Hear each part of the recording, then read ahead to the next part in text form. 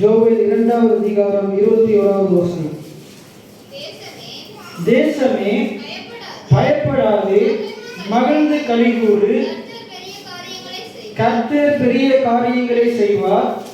வெளியின் மிருகங்களே பயப்படாதீர்கள், வனாந்தரத்தின் மேய்ச்சல்களை உண்டாக்கும் விருட்சங்கள் காய்களை காய்க்கும், அத்திமரமும் திராட்சை செடியும் பலனை தரும். சீயோன் குமாரரை, உங்கள் தேவனாகிய கர்த்தருக்குள் மகிழ்ந்து களிகூறுங்கள்.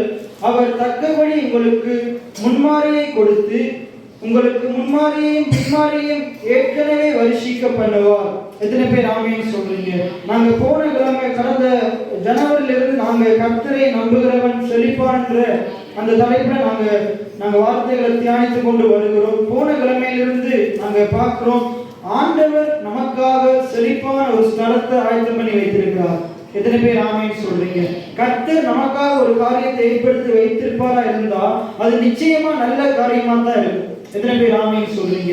என மத்தேயு 7:11 சொல்லுது, பொல்லாதவர்களாகிய நீங்கள் உங்கள் பிள்ளைகளுக்கு நல்ல ஈவுகளை கொடுக்க அறிந்திருக்கும் போது பரமபிதா அவைகளை பார்க்கில் நன்மையானதை கொடுப்பது அதிக நிச்சயம் அல்லவா? எத்தனை பேர் ஆமேன்னு சொல்றீங்க? அதே போல யாக்கோபு 1:17 நாங்க அடிக்கடி தியானிக்கிற வசனம், நன்மையான எந்த ஈவும் பூரணமான எந்த வரமும் பரத்திலிருந்து உண்டாகி சோதிகளின் பிதாவினிடத்திலிருந்து இறங்கி வருகிறது. ஆகையினால நம்முடைய தேவன் அவர் நன்மை செய்கிறவராய் இருக்கிறார். ஆகையினால செழிப்பு, கர்த்தரை நம்புகிற பிள்ளைகளுக்கு கர்த்தர் கொடுக்கிற செழிப்பை யார் கொடுக்கிறார்?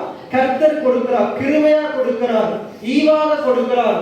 நம்முடைய சுய பலத்தினாலேயோ பராக்கிரமத்தினாலேயோ அவைகளை பெற்றுக்கொள்ள முடியாது.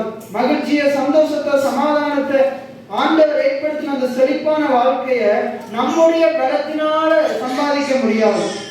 ஆனால் கர்த்தர் அவரை நம்புகிற பிள்ளைகளை ஆண்டவர் செழிக்க செய்கிறார். எத்தனை பேர் ஆமேன்னு சொல்றீங்க? அப்ப ஆண்டவர் சொல்றாரு பாருங்க, தேசமே பயப்படாதே, மகிழ்ந்து களிகூறு, கர்த்தர் பெரிய காரியங்களை செய்வார். இந்த விளக்க பைபிள்ல சொல்லப்படுது, தேசமே, என்னை நம்புகிற ஜனங்களே, நீங்க பயப்படாதீங்க, சந்தோஷமா இருங்க, விசுவாசித்து சந்தோஷமா இருங்க.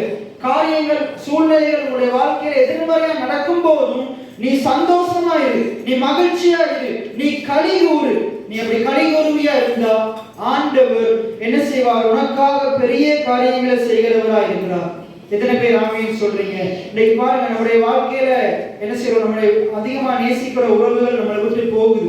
ஆனா நமக்குள்ள ஒரு நிச்சயம் இருக்குது, ஒரு விசுவாசம் இருக்குது, இவங்க முதலாவது எழுந்திருப்பார்கள். எத்தனை பேர் ஆமேன்னு சொல்றீங்க? இயேசு கிறிஸ்து பலத்தை விட்டு பூமிக்கு வரும்போது அங்கே நம்ம இந்த சாவுக்கு ஏதுவான இது சாவாமையை தரித்து கொள்ளும், மரணம் ஜெயமாக விழுங்கப்படும். எத்தனை பேர் ஆமேன்னு சொல்றீங்க?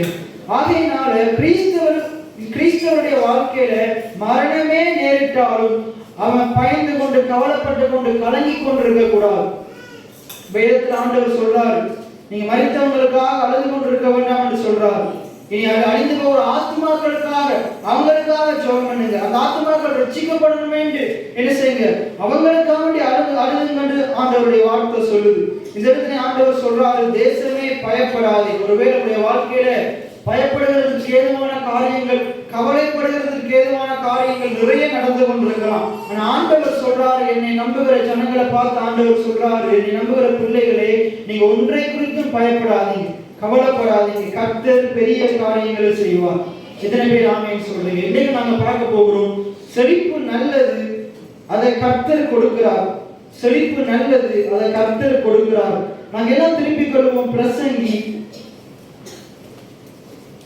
பிரசங்கி 7வது அதிகாரம் 14வது வசனம். பிரசங்கி 7வது அதிகாரம் 14வது வசனம். வாழ்வு காலத்தில் நன்மை அனுபவித்திரு, தாழ்வு காலத்தில் சிந்தனை செய். இந்த வார்த்தையில் ஆண்டவர் சொல்றாரு, நீ இந்த உலகத்துல ஆசீர்வாதமா செழிப்பா நன்மைகளினால் நிறைந்து வாழும் போது ஆண்டவர் உனக்கு கொடுத்த நன்மைகளை அனுபவின்னு ஆண்டவர் சொல்றாரு. அதனால 3 யோவான்ல சொல்லப்படுது, பிரியமானவனே, உன் ஆத்மா வாழ்கிறது போல ஆண்டவர் உனக்கு கொடுத்த எல்லாவற்றையும் நீ வாழ்ந்து எப்படி இருக்கணுமா? சுகமா இருக்கணுமா? ஆண்டவர் எல்லாவற்றையுமே கொடுத்தாரு, ஆண்டு கொள்றதுக்காக கொடுத்தாரு. ஆதாம் ஏவாளுக்கு அந்த அழகான ஏதேன் தோட்டத்தை ஏன் கொடுத்தாரு? அவன் அதை பண்படுத்தி பராமரித்து அதில் இருக்கிறவைகளையும் வானத்துல போகிற பறவைகள் அந்த பூமியில நடமாடுகிற சகலவற்றையும் அவன் கீழ்ப்படுத்தி அதை ஆண்டு கொள்ளும்படி ஆளுகை செய்யும்படிக்கு தேவன் அதிகாரத்தை கொடுத்தார். இன்னைக்கும் ஆண்டவர் சொல்றார், இன்னைக்கு நம்ம வாழ்கிற இந்த பூமியில ஆண்டவர் நமக்கு கொடுத்த எல்லா நன்மைகளையும் நாங்க அனுபவிக்க வேண்டுமா? எத்தனை பேர் ஆமென் சொல்றீங்க? மனுஷன் என்ன செய்யறான்? ஆண்டவர் கொடுத்த நன்மைக்கு விரோதமாக ஆண்டவர் கொடுத்த நன்மையை அனுபவிக்காம தீமையான காரியங்களுக்கு பின்னாக போய்கொண்டிருக்கிறான். உலக சிற்றின்பங்களுக்கு பின்னுக்கு போய்கொண்டிருக்கிறான். அதே நேரத்தில் இன்னைக்கு நாங்க பார்க்க போகிறோம், அதுக்கு அடுத்த 2வது லைன்ல இருக்கிற வசனங்கள். தாழ்வு காலத்திலே என்ன செய்ய சொல்றாரு? சிந்தனை செய்ய சொல்றாரு. என்ன சொல்லுங்க? தாழ்வு காலத்தில் சிந்தனை செய். எத்தனை பேர் ஆமென் சொல்றீங்க? ஆண்டவர் என்ன செய்றார்? வாரந்தோறும் அவருடைய சமூகத்தில் நம்மளை கூட்டி சேர்க்கிறார். எதுக்காக வேண்டி என்றால் நம்முடைய வாழ்க்கையில கிடைத்த ஆண்டவர் செய்த நன்மைகளை நினைச்சு துதிக்கிறதுக்காக. அதே போல நம்முடைய வாழ்க்கையில இன்னும் நாம் நிறைய விஷயத்துல மாற வேண்டி இருக்குது, மனம் திரும்ப வேண்டி இருக்குது. நிறைய நம்முடைய சிந்தனைகள் யோசனைகளை மறுரூபப்படுத்த வேண்டி இருக்குது. நம்முடைய பலத்தினால சில காரியங்களை நம்மளால மாற்றிக்கொள்ள முடியல. இன்னைக்கு நம்முடைய வாயை நம்மளாலே மாற்றிக்கொள்ள முடியல, நம்முடைய பேச்சு சிந்தனைகளை மாற்றிக்கொள்ள முடியல. அப்ப நாங்க அவருடைய உதவியை நாடி வந்திருக்கிறோம். அவர் நமக்கு அவருடைய வார்த்தை மூலமாக சில ஆலோசனைகளை சொல்றதுக்காக வேண்டி, அந்த ஆலோசனைகளை கேட்கறதுக்காக வேண்டி வந்திருக்கிறோம். எத்தனை பேர் ஆமென் சொல்றீங்க? இன்றைக்கு உங்களுடைய வாழ்க்கையில் ஒருவேளை நிறைய பகுதிகளில் தாழ்ச்சியான காரியங்கள் இருக்கலாம், குறைவான காரியங்கள் இருக்கலாம், ஒருவேளை செழிப்பில்லாத நிலைமை இருக்கலாம், வறுமைக்குள்ள இருக்கலாம், கடனுக்குள்ள இருக்கலாம், பஞ்சத்துக்குள்ள இருக்கலாம். இது போல சொல்ல முடியாத பாவ அடிமைத்தனங்களுக்குள்ள நீங்க இருக்கலாம். அது என்னவா இருக்கலாம்? விபச்சாரம், வேசித்தனம், அதே போல சண்டைகள், பகைகள், பிரிவினைகள், மாம்சத்தின் கிரியைகளினால உடைய வாழ்க்கை நிறைந்து இருக்கலாம். இதுல இருந்து எப்படி வெளியே வர்றது? இதுல இருந்து எப்படி நான் வெளியே வர்றது? என்னால வெளியே வர முடியலையே. நான் எவ்வளவோ ஜெபம் பண்றேன், ஆண்டவரே என்னை விடுவீங்கன்னு ஜெபம் பண்றேன். இந்த பாவ காரியங்களிலிருந்து என்னால வெளியே வர முடியல, இந்த குறைவிலிருந்து என்னால வெளியே வர முடியல, என்னால ஜெபிக்க முடியல, வேதத்தை படிக்க முடியல, ஆண்டவருடைய காரியங்களுக்கு முக்கியத்துவம் கொடுக்க முடியல. நான் ஜெபிக்க போகும்போது, வேதத்தை தியானிக்க போகும்போது உலக பிரகாரமான சிந்தனைகள், என்னுடைய வாழ்க்கையில் இருக்கிற குறைவுகள், என்னுடைய குடும்ப பிரச்சனைகள் வந்து என்னை ஜெபிக்கிறதுக்கு தடுக்குது, ஆலயத்துக்கு வர்றதை தடுக்குது. இப்படிப்பட்ட காரியம் நம்முடைய வாழ்க்கையில நிறைந்த காணப்படலாம். ஆண்டவர் சொல்றாரு, தாழ்வு காலத்திலே நீ சிந்தனை செய். எதை சிந்தனை செய்ய சொல்றாருண்டா, அது ஆங்கில பைபிள்ல சொல்லப்படுது, கர்த்தர் அந்த உங்களுடைய தாழ்வின் மத்தியிலையும் பெரிய காரியங்களை செய்ய வல்லவரா இருக்கிறார்ன்றதை சிந்தனை செய். எத்தனை பேர் ஆமென் சொல்றீங்க? அது அழகா சொல்லப்படுது. வாழ்வு காலத்திலே நன்மையை அனுபவித்து தாழ்வு காலத்திலே உன்னை நன்மை செய்த கர்த்தரை பற்றி சிந்தித்துக் கொண்டிரு. எத்தனை பேர் ஆமென் சொல்றீங்க? அவர் பெரிய காரியங்களை செய்ய வல்லவரா இருக்கிறார் என்று சிந்தனை செய். உங்களுடைய வாழ்க்கையில நிறைய காரியத்தில தாழ்மையான காரியங்கள், உங்களுடைய வாழ்க்கையில நிறைய குறைவுகள் இருக்கலாம், நிறைய போராட்டங்கள் இருக்கலாம், சொல்ல முடியாத வேதனைகள் இருக்கலாம். ஆண்டவர் சொல்றாரு, அதன் மத்தியிலையும் நான் உன்னோடு கூட இருக்கிறேன், நான் உனக்கு துணை நின்று நான் பெரிய காரியங்களை செய்ய வல்லவல்லா இருக்கிறேன். எத்தனை பேர் ஆமென் சொல்றீங்க? ஆகையினால இப்ப நாங்க ஜோவேலுக்கு வருவோம். ஜோவேல் 2வது அதிகாரம் 21வது வசனம். இன்றைக்கு இந்த உலக நாடுகள் முழுவதுமே, இந்த உலகத்தில் இருக்கிற ஜனங்கள் முழுவதுமே, இந்த உலகத்தில் இருக்கிற வறுமையினால, தரித்திரத்தினால, குறைவுகளினால, என பொருட்கள் விலைவாசி கூடுனதுனால பயப்பட்டு கொண்டிருக்கும் போது ஆண்டவர் அவரை நம்புகிற பிள்ளைகளை பார்த்து சொல்றாரு, தேசமே பயப்படாதே, மகிழ்ந்து களிகூறு, கர்த்தர் பெரிய காரியங்களை செய்வார். எத்தனை பேர் ஆமென் சொல்றீங்க? உங்களுடைய வாழ்க்கையில் ஒருவேளை நம்மளும் என்ன செய்யக்கூடாது? இந்த உலகம் முழுவதும் கஷ்டத்தினால நிறைந்து அவங்களும் சிந்தனை செய்யாம உலக பிரகாரமான சிந்தைகளோட காணப்பட்டு அதே பேசிக் கொண்டிருக்கிறதை நாமளும் பேசிக் கொண்டிருக்க கூடாது. நாங்க இப்படிப்பட்ட தருவாயில எதை சிந்திக்கணும்? என் கர்த்தர் எனக்கு பெரிய காரியங்களை செய்வார். எத்தனை பேர் ஆமென் சொல்றீங்க? நம்முடைய சிந்தை, அதை நம்ம படிக்கிறோம், என் நினைவெல்லாம் உமதாகணும், என் பேச்செல்லாம் உமதாகணும், நாள் முழுவதும் வழி நடத்தும், உம்முடைய விருப்பம் நிறைவேற்றும். ஆண்டவருடைய விருப்பம் என்ன? ஆண்டவருக்கு பிரியமான பிள்ளைகள் அவருடைய ஆத்மா வாழ்கிறது போல, அவனுடைய ஆத்மா வாழ்கிறது போல அவன் எல்லாவற்றிலும் வாழ்ந்து எப்படி இருக்கணும்?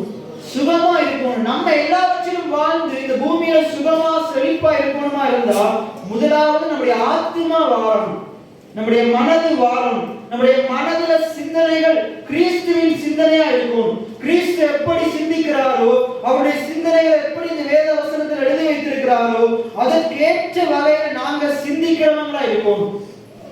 நீதிமொழிகள் 23:7 சொல்லப்படுகிறது, ஒரு மனுஷனுடைய நினைவுகள், சிந்தனைகள், யோசனைகள் எப்படி இருக்கிறதோ அப்படியே அவன் இருக்கிறான். எத்தனை பேர் ஆமென் சொல்றீங்க? நம்முடைய சிந்தனைகள், எண்ணங்கள், யோசனைகள் சரியா இருக்குமா இருந்தா நம்முடைய வாழ்க்கையும் சீராகும்.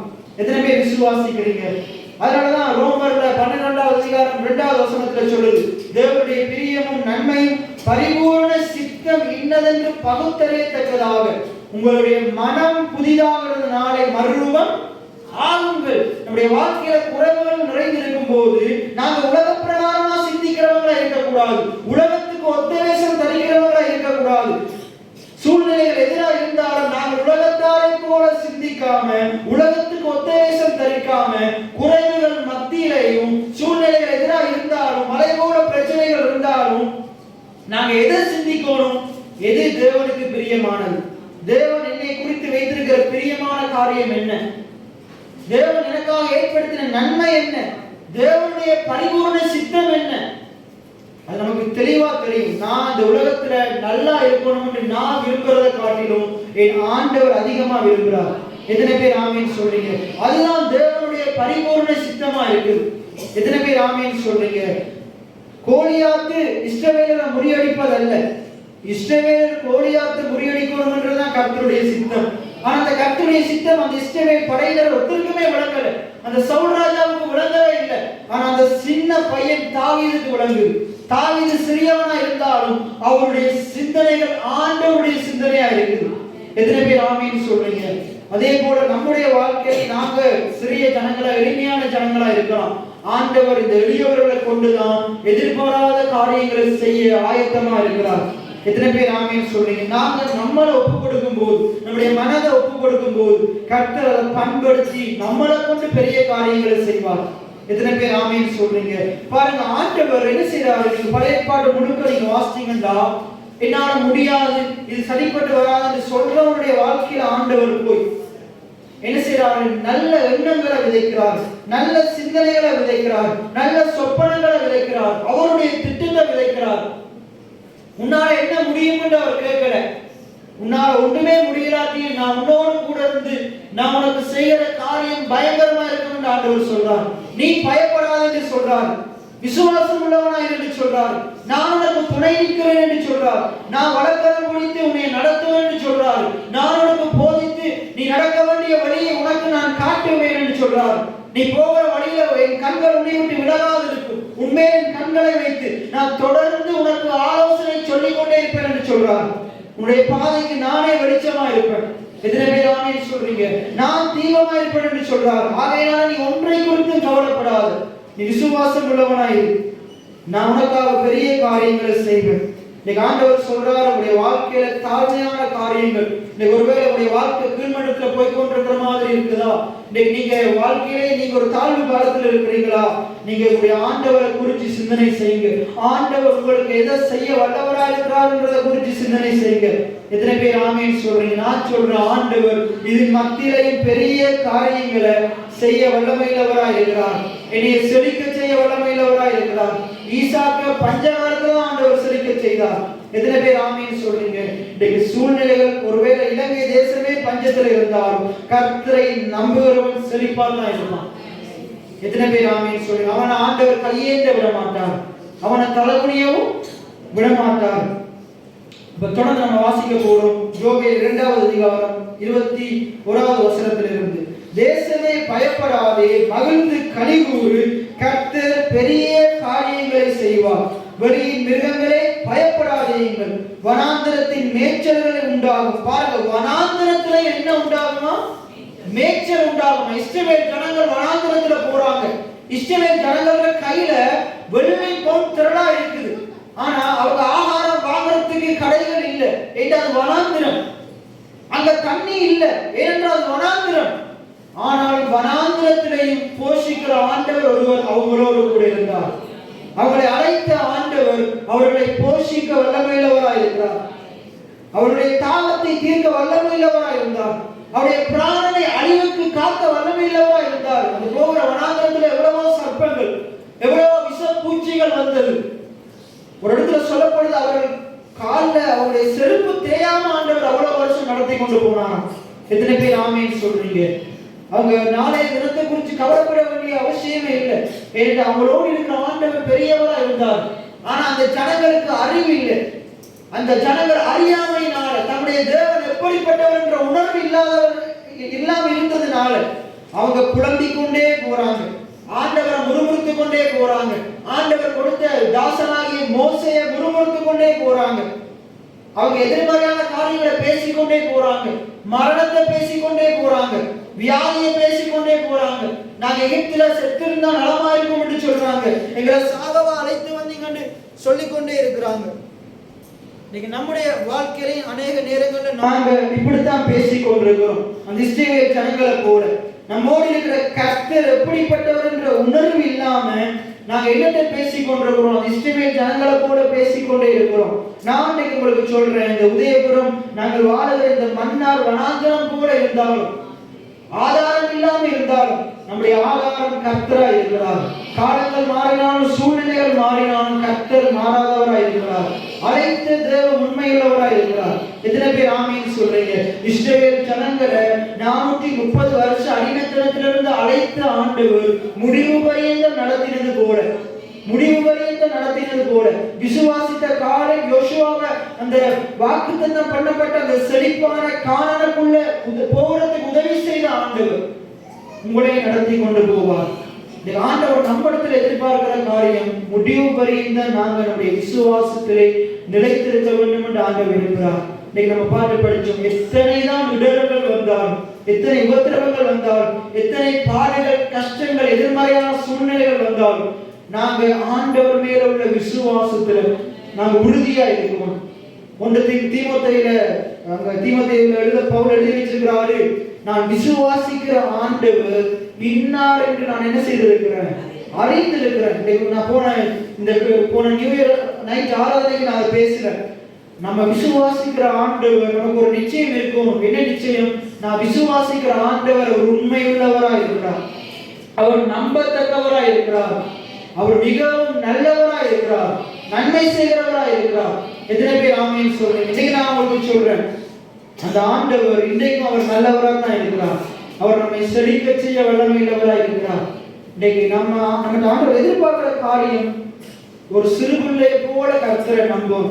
ஒரு சிறு பிள்ளையை போல நாங்க என்ன செய்யணும்? ஆண்டவரத்துல கேள்வி கேட்டுட்டு இருக்க கூடாது. அது எப்படி ஆகும், இது எப்படி ஆகும், நான் இப்படி இருக்கிறேன், அப்படி நம்முடைய சூழ்நிலைகளை வச்சுக்கொண்டு ஆண்டவரை வரையறுக்க கூடாது. ஆண்டவர் நம்முடைய சூழ்நிலைகளை காட்டிலும் பெரியவராக இருக்கிறார். நமக்கு எது இருக்குது இல்லைன்றதன் அடிப்படையில் ஆண்டவர் நம்மளை ஆசீர்வதிக்கிறவர் அல்ல. அவர் அவருடைய சிந்தனைகளின் அடிப்படையில், அவருடைய யோசனைகளின் அடிப்படையில் அவர் பெரிய காரியங்களை செய்கிறவராக இருக்கிறார். எத்தனை பேர் ஆமீன் சொல்றீங்க? நம்ம எதையும் செய்த ஆண்டவரிடத்திலிருந்து ஆசீர்வாதங்களை வாங்க தேவையில்ல. ஆண்டவர் நம்ம மேல வைத்த அன்பினால நம்மளை ஆசீர்வதிக்கிறவராக இருக்கிறார். எத்தனை பேர் ஆமீன் சொல்றீங்க?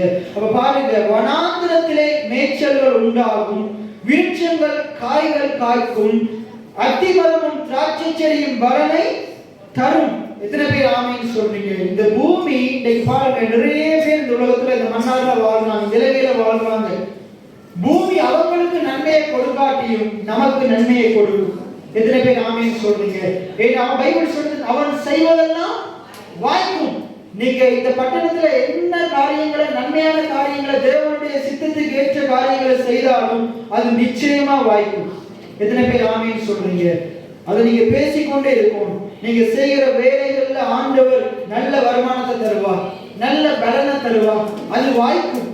எத்தனை பேர் ஆமீன் சொல்றீங்க? நீங்க வாய்க்கலாட்டின்னு சொல்லுங்க, இது வாய்க்கும். இந்த சூழ்நிலை மாறும், என் ஆண்டவர் இதை வாய்க்க செய்வார். எத்தனை பேர் ஆமீன் சொல்றீங்க? அடுத்து பாருங்க, சீயோன் குமாரரே, உங்கள் தேவனாகிய கர்த்தருக்குள் மகிழ்ந்து களிகூருங்கள். அவர் தக்கபடி உங்களுக்கு முன்மாதிரியை கொடுத்து, உங்களுக்கு முன்மாதிரியையும் பின்மாதிரியையும் இனிமேல் வருஷிக்க பண்ணுவார். இல்லை, ஏற்கனவே அவர் என்ன செய்திருக்கிறாரு? வருஷிக்க பண்ணீர். எத்தனை பேர் ஆமீன் சொல்றீங்க? அதான் நான் போன வருஷம் பேசினேன். உங்களுக்கான நன்மைகள் இனி ஆண்டவர் ஆயத்தம் பண்ண போறது இல்லை. உங்களுக்கான நன்மைகளை அவர் உங்களை நடத்துகிற பாதையில ஏற்கனவே ஆயத்தம் பண்ணி வச்சிருக்கிறார். எத்தனை பேர் ஆமீன் சொல்றீங்க? அவர் காட்டுகிற பாதையில ஏற்கனவே உங்களுக்கான நன்மைகள் காத்து கொண்டிருக்குது. அதான் ஆண்டவர் சொல்றாரு, நீ நன்மையும் கிருபையும் தேடி பின்னால போக தேவையில்லை, அது உன்னையே தேடி வரும். உனக்காக கர்த்தர் நன்மையும் கிருபையும் அவர் அனுப்பி கொண்டிருக்கிறார். எத்தனை பேர் ஆமீன் சொல்றீங்க? போன கிழமை பார்த்தோம், ஆண்டவருடைய அந்த ஓய்வு நாளை நாங்கள் சரியா அனுசரிக்கும் போது, அப்படி அந்த சரியா அனுசரிக்கிற மனுஷனை கர்த்தர் என்ன செய்வாராம்? உயர்வான செழிப்பான ஸ்தலங்கள்ல கொண்டு போய் விடுவார். அங்க கொண்டு போய் ஆண்டவர் நமக்காக உண்டு பண்ணின அந்த ஸ்தலத்தை சுத்தி காட்டுவார். இதான் நமக்காக ஆயத்தம் பண்ணின ஸ்தலம், இதெல்லாம் நமக்காக ஆயத்தம் பண்ணி வச்சிருக்கிற காரியம். அப்ப ஆண்டவர் சொல்லுகிற காரியம் என்னென்றால், நம்முடைய வாழ்க்கையில காரியம் இது குறைவுகள் மத்தியிலையும் ஆண்டவரை நம்புகிற பிள்ளைகளுக்கு ஆண்டவர் சொல்ற காரியம் என்னென்றா, இந்த குறைவுகள் மத்தியிலே நீ மகிழ்ந்து கழிவு, நான் பெரிய காரியங்களை செய்வேன், நான் உனக்கு தக்கபடி செய்வேன், நான் உனக்கு முன்மாதிரியை கொடுப்பேன், நான் உனக்கு பின்மாதிரியையும் கொடுக்க வல்லமையுள்ளவராய் இருக்கிறேன். இன்றைக்கு அதே ஆண்டவர் உங்களுக்கு சொல்றார், அவர் முன்மாதிரியையும் பின்மாதிரியையும் உங்களுக்கும் கொடுக்க வல்லமையுள்ளவராய் இருக்கிறார். எத்தனை பேர் ஆமீன் சொல்றீங்க? மற்ற ஜனங்களுடைய வாழ்க்கையில ஒரு ஆசீர்வாதம் இல்லாம இருக்கலாம், ஒரு நன்மையும் கண்ணு கட்டாத தூரத்துல இருக்கலாம், ஆனா கர்த்தர் நன்மைகளினால் உங்கள் வாயை திருப்தியாக்குவார். எத்தனை பேர் ஆமீன் சொல்றீங்க? கடலுக்கு சமானமாக உங்கள் வயதை வாழ வயது போல் ஆக்குவார், உங்களுடைய பிராணனை அழிவுக்கு தப்புவிப்பார். எத்தனை பேர் ஆமீன் சொல்றீங்க? அடுத்த வசனத்தை பாருங்க, களங்கள் தானியத்தினால் நிரம்பும், மற்றவர்களுக்கு நிரம்புதோ நிரம்பலையோ, கர்த்தர் நம்புகிற கர்த்தருடைய வேத வசனத்தின்படி நடக்கிற பிள்ளையுடைய வீட்டில எதுவுமே குறைவா இருக்காது. அவனுடைய மாப்பு செய்கிற தொட்டி ஆசீர்வதிக்கப்பட்டிருக்கும், அவனுடைய கலசங்கள்ல எண்ணெய் குறையாது, அவனுடைய கலங்கள்ல தானியம் குறையாது, அவனுடைய ஆலைகள்ல திராட்சை ரசமும் எண்ணெயும் இருக்கும் என்று சொல்லல, வலிந்து ஓடும். மற்றவங்க கேட்ட எனக்கே இல்லை, நான் எப்படி உங்களுக்கு தரேன்னு சொல்ற அளவுக்கு இருக்காது. எத்தனை பேர் ஆமீன் சொல்றீங்க? போன ஞாயிற்றுக்கிழமை நம்ம பார்த்தோம், நீதிமொழிகள் 31:20 அந்த ஸ்திரீ, அந்த குணசான ஸ்திரீ எப்படிப்பட்டவளா இருக்கிறாராம்? சிறுமையானவர்களுக்கு தன் கையை திறந்து ஏழைகளை விசாரிக்கிறவளா இருக்கிறார். எத்தனை பேர் ஆமீன் சொல்றீங்க? நம்மளே சிறுமையானவர்களா ஏழையா இருக்க மட்டும் மற்றாக்களுக்கு நம்முடைய கைகளை திறக்க முடியாது, மற்றாக்களுக்கு நம்ம வழிந்தோடுகிற பாத்திரங்களா இருக்க முடியாது. ஆண்டவருடைய சித்தம் என்ன? நாங்கள் நிரம்பி வழிகிற பாத்திரங்களா இருக்கணும். நம்மிடத்திலிருந்து ஜீவ தண்ணீர் உள்ள நதிகள் எப்படி இயேசுவின் இடத்திலிருந்து வழிந்தோடிச்சோ, நம்மிடத்திலிருந்து ஜீவ தண்ணீர் உள்ள நதிகள் வழிந்தோடும், நன்மைகள் வழிந்தோடும். நாங்கள் அநேகருக்கு ஏராளம் தாராளமா கொடுக்கிறவர்களா இருக்கோம். எத்தனை பேர் ஆமீன் சொல்றீங்க? அங்க பாருங்க, எபேசியர் 5 ஆண்டவர் சொல்றாரு, திருடுகிறவன் நீ திருடாமல். பழைய ஏற்பாடு சொல்லுது, திருடனை பார்த்து பழைய ஏற்பாடு என்ன சொல்லுது? களவு செய்யாது இருப்பாயாக. ஆனா புதிய ஏற்பாடு என்ன சொல்லுது தெரியுமா? நீ களவு செய்யாது இருப்பாயா என்று சொல்லல, நீ கொலை செய்யாது இருப்பாயா என்று சொல்லல, நீ விபச்சாரம் செய்யாது இருப்பாயா என்று சொல்லல. புதிய ஏற்பாடு என்ன சொல்லுதுண்டா? திருடுகிறவன் நீ திருடாமல், குறைச்சல் உள்ளவனுக்கு கொடுக்கத்தக்கதாக நலமான வேலைகளை தன்னுடைய கைகளினால் செய்து பிரயாசப்பட கடவன் என்று சொல்லுது. எத்தனை பேர் ஆமீன் சொல்றீங்க? எது செய்ய வேணான்னு சொல்லி விடல, அவனை நலமான வழியில வழி நடத்துது, நல்ல வழியை காட்டுது. எத்தனை பேர் ஆமீன் சொல்றீங்க? அதே போல அங்க புதிய ஏற்பாடுல கொடுக்கப்படுகிற ஒவ்வொரு நீங்க வார்த்தைகளை நீங்க அவதானிச்சு பாருங்க, அது நல்ல ஆலோசனைகளை சொல்லுது. இன்றைக்கு புதிய ஏற்பாடு கிறிஸ்தவர்களாக நம்முடைய வாழ்க்கையில ஆண்டவர் அதைத்தான் சொல்றார், நீ இருக்கிற நிலைமையில அந்த வெளியே வந்துருன்னு சொல்லல, அதை காட்டிலும் ஆண்டவர் உனக்காக ஆயத்தமான இடத்துக்கு வான்னு சொல்லுது. எத்தனை பேர் ஆமீன் சொல்றீங்க? நிறைய பேர் சொல்றாங்க, நான் தான் ஒரு பாவமே செய்யலையே, நான் யாரும் வம்புக்கும் போறதில்ல, துன்புக்கும் போறதில்ல, நான் யாருக்கு நல்லதும் செய்யறதில்ல, கெடுதலும் நினைக்கிறதில்ல, நான் என் பாட்டுக்கு சிவனைந்து தான் வாழ்றேன். நீ அப்படியெல்லாம் வாழ தேவை. ஆண்டவர் அழைத்த அந்த அழைப்புக்கு பாத்திரமான ஆண்டவர் உனக்காக வைத்திருக்கிற அந்த வாழ்க்கையை நீ வாழணும் ஆண்டவர் விரும்புகிறார். எத்தனை பேர் ஆமீன் சொல்றீங்க? நான் ஒரு 2-3 மாசத்துக்கு முன்னுக்கு நான் அந்த இடத்துல பேசியிருந்தேன். இன்னைக்கு நம்ம மற்றாக்களை கூட சாதாரண வாழ்க்கை வாழணும்னு நாங்கள் ஆண்டவரை தேடவே தேவையில்லை. மற்றாக்களும் ஆண்டவர் இல்லாம நல்லா தானே வாழ்றாங்க, நல்லா சாப்பிடுறாங்க, அவங்க உடுத்துறாங்க, என்ன செய்யறாங்க, வேலைக்கு போறாங்க, வராங்க, அவங்களோட பிள்ளைகள் ஸ்கூலுக்கு போகுது வருது, நல்லா தானே வாழ்றாங்க.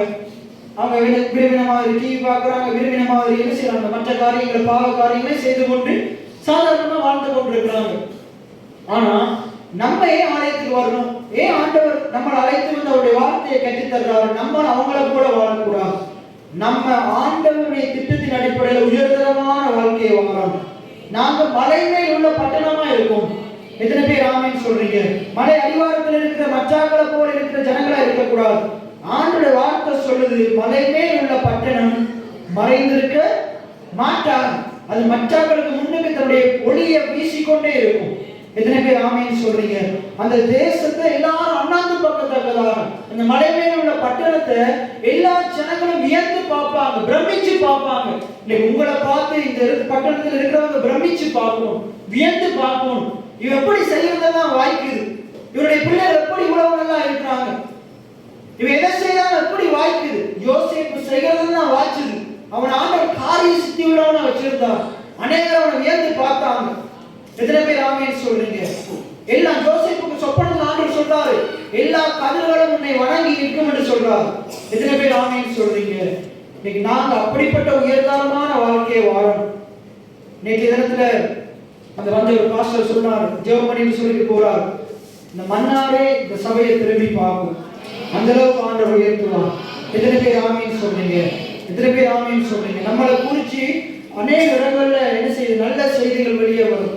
இந்த ஊழியத்தின் வளர்ச்சியை குறித்து ஆண்டவர் வெளியிடங்களுக்கு கொண்டு போவார். எத்தனை பேர் ஆமென் சொல்றீங்க? அதே போல உங்களுடைய வாழ்க்கையிலே தேவன் செய்ய வல்லமையுள்ளவராக இருக்கிறார். எத்தனை பேர் ஆமென் சொல்றீங்க? அப்ப ஆண்டவர் களங்களை தானியத்தினால நிரப்புவார். ஆலைகள்ல திராட்சரசமும் எண்ணெயும் வழிகள். ஒருவர் இன்றைக்கு இருக்கிற நிலைமையை நீங்க பாத்தீங்கன்னா உங்களுடைய வாழ்க்கையில எல்லாம் குறைவுபட்டு காணப்படலாம்.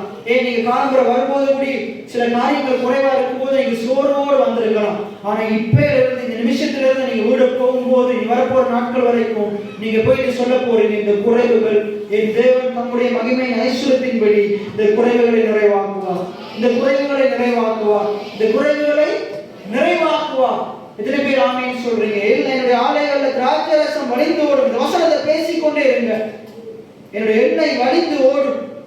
எத்தனை பேர் ஆமென் சொல்றீங்க? ஆண்டவர் அதை கொடுக்கும் போது எடுத்து இல்லாதவனுக்கு கொடுங்க, ஆண்டவர் இன்னும் பரிசுக்க பண்ணுவார். அந்த ஏழை விதவை என்ன செய்ய, அந்த எலிசாவுடைய சம்பவத்துல அந்த எலிசா சொல்ற வார்த்தையின்படி மற்றாக்களுடைய பாத்திரத்துல நிரப்பி மற்றாக்களுக்கு கொடுக்க கொடுக்க அந்த பஞ்சகாலம் முடியும் வரைக்கும் இங்கே என்ன செய்யப்படல, குறைவு ஏற்படவே இல்லை. அந்த சாலிவாத் விதவை தன்னுடைய மகனுக்கும் அவளுக்காக வைத்திருந்த அந்த அடையையும் அந்த எண்ணெயையும் எலியாவுக்காக கொடுக்க இவங்களுக்குரிய ஆகாரம் சந்திக்கப்பட்டது. எத்தனை பேர் ஆமென் சொல்றீங்க? கர்த்தர் நம்மளை வாங்குகிறவர்களா வைக்கல, நமக்கென்று வச்சிருக்கிறவர்களா வைக்கல. நாங்களும் நல்லா சாப்பிட்டு திருப்தி அடைந்து மற்றவர்களுக்கு கொடுக்கத்தக்கதாக நம்மை ஆசீர்வதிக்கிறவராக இருக்கிறார். பாருங்க, பேதுருடைய படகு ஆண்டவர் அவனுடைய படகை மட்டும் நிரப்பல, அவனையும் நிரப்பி பக்கத்தில் இருந்த படகையும் கூப்பிட்டு அதையும் நிரப்பத்தக்கதாக ஆசீர்வதித்தார். இதுதான் கடவுளுடைய சித்தமா இருக்கு. அப்ப பாருங்க, அது சொல்லப்படுது, கீழே சொல்லப்படுது பாருங்க, நான் உங்களிடத்திலே அனுப்பினேன் பெரிய சேனையாகிய வெட்டுக்கிளிகளும் பச்சை கிளிகளும் முசுக்கட்டை பூச்சிகளும் பச்சை புழுக்களும் பட்சித்த வருஷங்களின் விளைவை உங்களுக்கு திரும்பவும் அளிப்பேன். எத்தனை பேர் ஆமென் சொல்றீங்க? பஞ்சத்தினால தேசத்தில் இருக்கிற காரியங்கள் ஆசீர்வாதங்கள் ஒருவேளை அழிந்து போனாலும், உங்களுக்கு தேவன் கொடுத்த ஆசீர்வாதங்கள் இப்படிப்பட்ட காரியங்களினால அழிந்து போனாலும் அந்த விளைச்சலையும் ஆண்டவர் இந்த காலத்தில் தருவார். இதுதான் அந்த காலமா இருக்குது. ஆண்டவர் உங்களுக்காக உங்களுடைய செழிப்புக்காக நியமித்த காலம் இதுவா இருக்குது. எத்தனை பேர் ஆமென் சொல்றீங்க? அதனால ஆண்டவர் தொடர்ந்து பேசிக் கொண்டிருக்கிறார். உங்களுடைய வாழ்க்கையில நீங்க இழந்து போன அந்த வருஷங்கள், அந்த வருஷத்தின் ஆசீர்வாதங்களை ஆண்டவர் இந்த காலத்துல ஆண்டவர் நிச்சயமா உங்களுக்கு தருவார். எத்தனை பேர் ஆமென் சொல்றீங்க? ஏன்னா சொல்லுங்க, இந்த வருஷத்தில் எல்லா உளைச்சல்களையும் ஆண்டவர் திரும்பவும் எனக்கு தருவார், ஆண்டவர் திரும்பவும் எனக்கு தருவார். எத்தனை பேர் ஆமென் சொல்றீங்க? விளைவை உங்களுக்கு திரும்பவும் அளிப்பேன் என்று ஆண்டவர் சொல்றார். அதுக்கு அடுத்த வசனத்தை பாருங்க, நீங்கள் சம்பூரணமாய் சாப்பிட்டு, என்ன சொல்லுங்க, நான் சம்பூரணமாய் சாப்பிட்டு திருப்தி அடைந்து. எத்தனை பேர் ஆமென் சொல்றீங்க? ஆண்டவர் நம்மளை சம்பூரணமா சாப்பிட்டு எப்படி வைப்பாரா? திருப்தியா வச்சிருப்பார். அதான் ஃபாதர் ஒரு பாட்டு எழுதி வச்சிருக்கிறார், திருப்தியாக்கி நடத்திடுவார், தேவைகளை சந்திப்பார், மீதம் எடுக்க வைப்பார், அப்படியே வச்சிருக்க வைப்பார். அப்படியே பாருங்க, பிறருக்கு பாருங்க, இதுதான் ஆண்டுடைய சித்தம், இதுதான் ஆண்டுடைய சித்தம். அப்ப பாருங்க, திருப்தி அடைந்து உங்களை அதிசயமாய் நடத்தி வந்த உங்கள் தேவனாகிய கர்த்தருடைய நாமத்தை நிறைய பேருக்கு திருப்தியா சாப்பிடும் போது, நல்லா உடுத்தும் போது, வாழ்க்கை இருந்ததை காட்டிலும் நல்லா வரும்போது ஆண்டவரை துதிக்க மாட்டாங்க. அவங்க வேலையில பிஸி ஆகிடுவாங்க, அவங்களுடைய உலக பிரகாரமான காரியத்துல பிஸி ஆகிடுவாங்க. இன்னைக்கு நிறைய பேருடைய மனம் இப்படித்தான் இருக்குது. ஆண்டவர் சகலவற்றையும் ஆராய்ந்து அறிந்திருக்கிறார், உள்ளுந்திரியங்களை அறிந்திருக்கிறார். சில மனுஷங்கள், சில விசுவாசிகளுடைய இருதயத்தை ஆண்டவர் அறிஞ்சிருக்கிறதாலதான் அவர் என்ன செய்யறார், இன்னும் ஆசீர்வாதங்களை கொடுக்காம தாமதப்படுத்தி கொண்டிருக்கிறார். ஏன்னா இப்ப கொடுத்துட்டு அவன் என்ன செஞ்சிருவான், அவனுடைய இருதயம் மாறும் வரைக்கும் சில காரியங்கள் தாமதமாகி கொண்டே போகுது. இதுக்கு காரணம் ஆண்டவர்ல நம்ம தான். நாங்க நம்முடைய இருதயத்தை மாற்றிக்கொள்ளாம கடினப்படுத்தி கடினப்படுத்தி கடினப்படுத்தி கொண்டு இருக்க இருக்க ஆசீர்வாதங்கள் தாமதமாகி கொண்டே போகும். நாங்க ஆண்டவர் ஆசீர்வாதத்தை கொடுத்துட்டாரு, ஆனா ஆண்டவர் நமக்காக ஆசீர்வாதங்களை அவருடைய பாதையில வச்சிருக்கிறார். ஆனா நம்மளுடைய இருதயத்தை கடினப்படுத்தி கடினப்படுத்தி என்ன செய்து கொண்டிருக்கிறோம், நம்ம ஆண்டவரை விட்டு தூரம் போய் கொண்டிருக்கிறோம், ஆண்டவரை விட்டு தள்ளி போய் கொண்டிருக்கிறோம். அது ஆண்டவர் சொல்றார், உன்னை அதிசயமாய் நடத்தி வந்து. இன்னைக்கு ஆண்டவர் உங்களை செழிப்பான பாதையில நடத்துறார். சங்கீதத்துல சொல்றாரு, கர்த்தரின் மேய்ப்பராய் இருக்கிறார், நான் சாட்சி அடையேன். அவர் என்னை புல்லுள்ள இடங்களில், அதாவது செழிப்பான இடங்களில், எத்தனை பேர் ஆமீன் சொல்றீங்க? புல்லுள்ள இடங்களில் மேய்த்து அமர்ந்த தண்ணீரண்டை நம்மை கொண்டு போய் நம் ஆத்துமாவை தேற்றி தம்முடைய நாமத்தின் நிமித்தம் நீதியின் பாதையில் நம்முடைய ஆண்டவர் வழி நடத்துகிற நல்ல மேய்ப்பனாய் இருக்கிறார். பரிசுத்த ஆவியானவர் எப்படிப்பட்டவர்? அவர் சத்தியத்துல வழி நடத்துகிறவராய் இருக்கிறார். எத்தனை பேர் ஆமீன் சொல்றீங்க? பழைய ஏற்பாட்டுல தேவன் வழி காட்டினார், ஆனா புதிய ஏற்பாடுல வழி நடத்துகிறவராய் இருக்கிறார். வழி காட்டுறது வேற, வழி நடத்துறது வேற. வழி காட்டுறது இங்க இருந்து அங்க போன்னு சொல்லிட்டு விட்டுட்டா சரி, ஆனா வழி நடத்துறதா கூடவே இருந்து கடைசி வரையும் வழி நடத்துறது. எத்தனை பேர் ஆமீன் சொல்றீங்க? ஆண்டவர் நம்மோடு இருந்து நம்மளை வழி நடத்துகிற நல்ல மேய்ப்பனாய் இருக்கிறார். அப்ப ஆண்டவர் சொல்றாரு பாருங்க, உன்னை அதிசயமாய் நடத்தி வந்த. நம்ம பின்னுக்கு கொஞ்சம் நினைச்சு பார்க்கும் போது நம்ம இருந்த நிலைமையிலிருந்து ஆண்டவர் எப்படி நம்மளை கொண்டு வந்திருக்கிறார், அதிசயமா கொண்டு வந்திருக்கிறார். எனக்கெல்லாம் நான் இந்த மேலிருந்து பேசுறதே ஒரு அதிசயம் தான். எத்தனை பேர் ஆமீன் சொல்றீங்க? அது மாத்திரமல்ல, என்னுடைய வாழ்க்கையில எவ்வளவோ அதிசயமான காரியங்கள் ஆண்டவர் செய்து கொண்டே இருக்கிறார், இனியும் செய்ய வல்லவராக இருக்கிறார். உதாரணத்துக்கு சொல்லணும்டா, நான் ஒரு 8ஆம் ஆண்டு படிக்கும் போது 2014ஆம் ஆண்டு நான் அதிகமா கிட்டே இருந்து இந்த கிரிக்கெட்டுகள் பார்க்கறதால என்னுடைய கண் தூரத்து பார்வை குறைஞ்சிருச்சு. அப்ப இருந்து நான் 7 படிக்கும் வரைக்கும் குடும்பத்தில் இருக்கிற வறுமை காரணமாக நான் அப்பா அம்மாட்ட போய் சொல்லவே இல்லை எனக்கு இப்படி ஒரு பிரச்சனை இருக்குன்னு. அந்த இதோடய நான் படித்தேன், அந்த இதோடய ஆண்டவர் எனக்கு நல்லா படிக்க வச்சார். எத்தனை பேர் ஆமீன் சொல்றீங்க? அவங்களால இது வாங்கி தர முடியாது, அவ்வளவு பணம் தேவைன்னு சொல்லி நான் சொல்லவே இல்லை. ஆனா ஆண்டவர் இன்றைக்கு நான் நினைச்சதை காட்டிலும் அதிகமான விலை கொடுத்து கண்ணாடியை வாங்க ஆண்டவர் வச்சார். எத்தனை பேர் ஆமீன் சொல்றீங்க? இதெல்லாம் எப்படி வந்துச்சு? அதிசயமா ஆண்டவர் நடத்தி வந்தார். எத்தனை பேர் ஆமீன் சொல்றீங்க? உங்களுக்கும் ஆண்டவர் அதிசயங்களை செய்ய வல்லமையுள்ளவராக இருக்கிறார். முடியாத காரியங்களை அவர் சாத்தியமாக்க வல்லமையுள்ளவராக இருக்கிறார். எத்தனை பேர் ஆமீன் சொல்றீங்க? அதை சொல்லுது பாருங்க, உங்களை அதிசயமாய் நடத்தி வந்து உங்கள் தேவனாகிய கர்த்தருடைய நாமத்தை துதிப்பீர்களா. இன்றைக்கு நான் வந்து கொண்டு சொல்லக்கூடாது என்னுடைய பலத்தினாலதான், என்னுடைய பராக்கிரமத்தினாலதான், என்னுடைய படிப்பினாலதான் நான் அப்படி நடந்தேன், இப்படி நடந்தேன், அப்படி ஜெபிச்சேன், இப்படி ஜெபிச்சேன், அப்படி கொடுத்தேன். நம்முடைய கிரியையை மேன்மை பாராட்டி கொண்டு இருக்க கூடாது. என்னுடைய கிரியையினால நான் இந்த அளவுக்கு வரணும். ஆண்டுடைய கிருபை என்னை தாங்கிச்சு, ஆண்டுடைய கிருபை என்னை உயர்த்தினது. பைபிள் சொல்லு, தன்னை தாழ்த்துகிறவன் எவனும் உயர்த்தப்படுவான். நாங்க நம்மளை தாழ்த்துகிறவங்களா இருக்கோம். நிறைய ஜனங்கள் தங்களை தாங்களே மேன்மைப்படுத்தி கொண்டிருக்கிறான். தங்களுடைய மதமும் மார்க்கமும் என்ன செய்து தங்களுடைய ஜெபம், உபவாசம், தவத்தை மேன்மைப்படுத்தி கொண்டிருக்குது. நம்ம இதெல்லாம் சொல்லி நம்மளை மேன்மைப்படுத்துறதுக்கு நாங்க ஒன்றுமே இல்லை. நான் என்று சொல்றதுக்கு நம்ம ஒன்றுமே இல்லை. எல்லாம் அவருடைய கிருபையா இருக்கு. எத்தனை பேர் ஆமீன் சொல்றீங்க? பாருங்க, தன்னுடைய கிரியை மேன்மை பாராட்டுறவனால துதிக்கவே முடியாது. ஆனா ஆண்டுடைய கிரியையை நினைக்கிறவனால துதிக்காம இருக்க முடியாது. ஆண்டுடைய கிருபையின்படி வாழுகிறவனால துதிக்காம இருக்க முடியாது. அவருடைய நாவுகள் எப்பொழுதும் அவருடைய நீதியை, அவருடைய கிருபையை சொல்லிக்கொண்டே இருக்கும், பாடிக்கொண்டே இருக்கும். எத்தனை பேர் ஆமீன் சொல்றீங்க?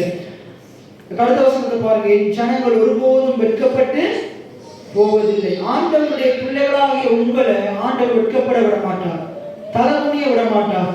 எத்தனை பேர் ஆமேன்னு சொல்றீங்க? நிறைய மனுஷங்க நம்மளை வெட்கப்படுத்த நினைக்கிறாங்க, நமக்கு எதிராக இச்சகமான அவதூறான வார்த்தைகளை பேசிக் கொண்டிருக்கிறாங்க.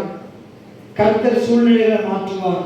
தீமை செய்கிற மனுஷர் மத்தியில கர்த்தர் எல்லாவற்றையும் நன்மையா முடிய பண்ணுவார். எத்தனை பேர் ஆமேன்னு சொல்றீங்க? எல்லாம் சொல்லுங்க. நான் ஒருபோதும் வெட்கப்பட்டு போவதில்லை.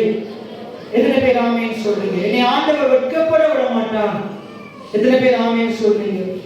அதற்கு பின்பு நான் மாம்சமான யாவர் மேலும் என் ஆவியை ஊற்றுவேன். அப்பொழுது உங்கள் குமாரனும் உங்கள் குமாரத்திகளும் தீர்க்க தரிசனம் சொல்லுவார்கள்.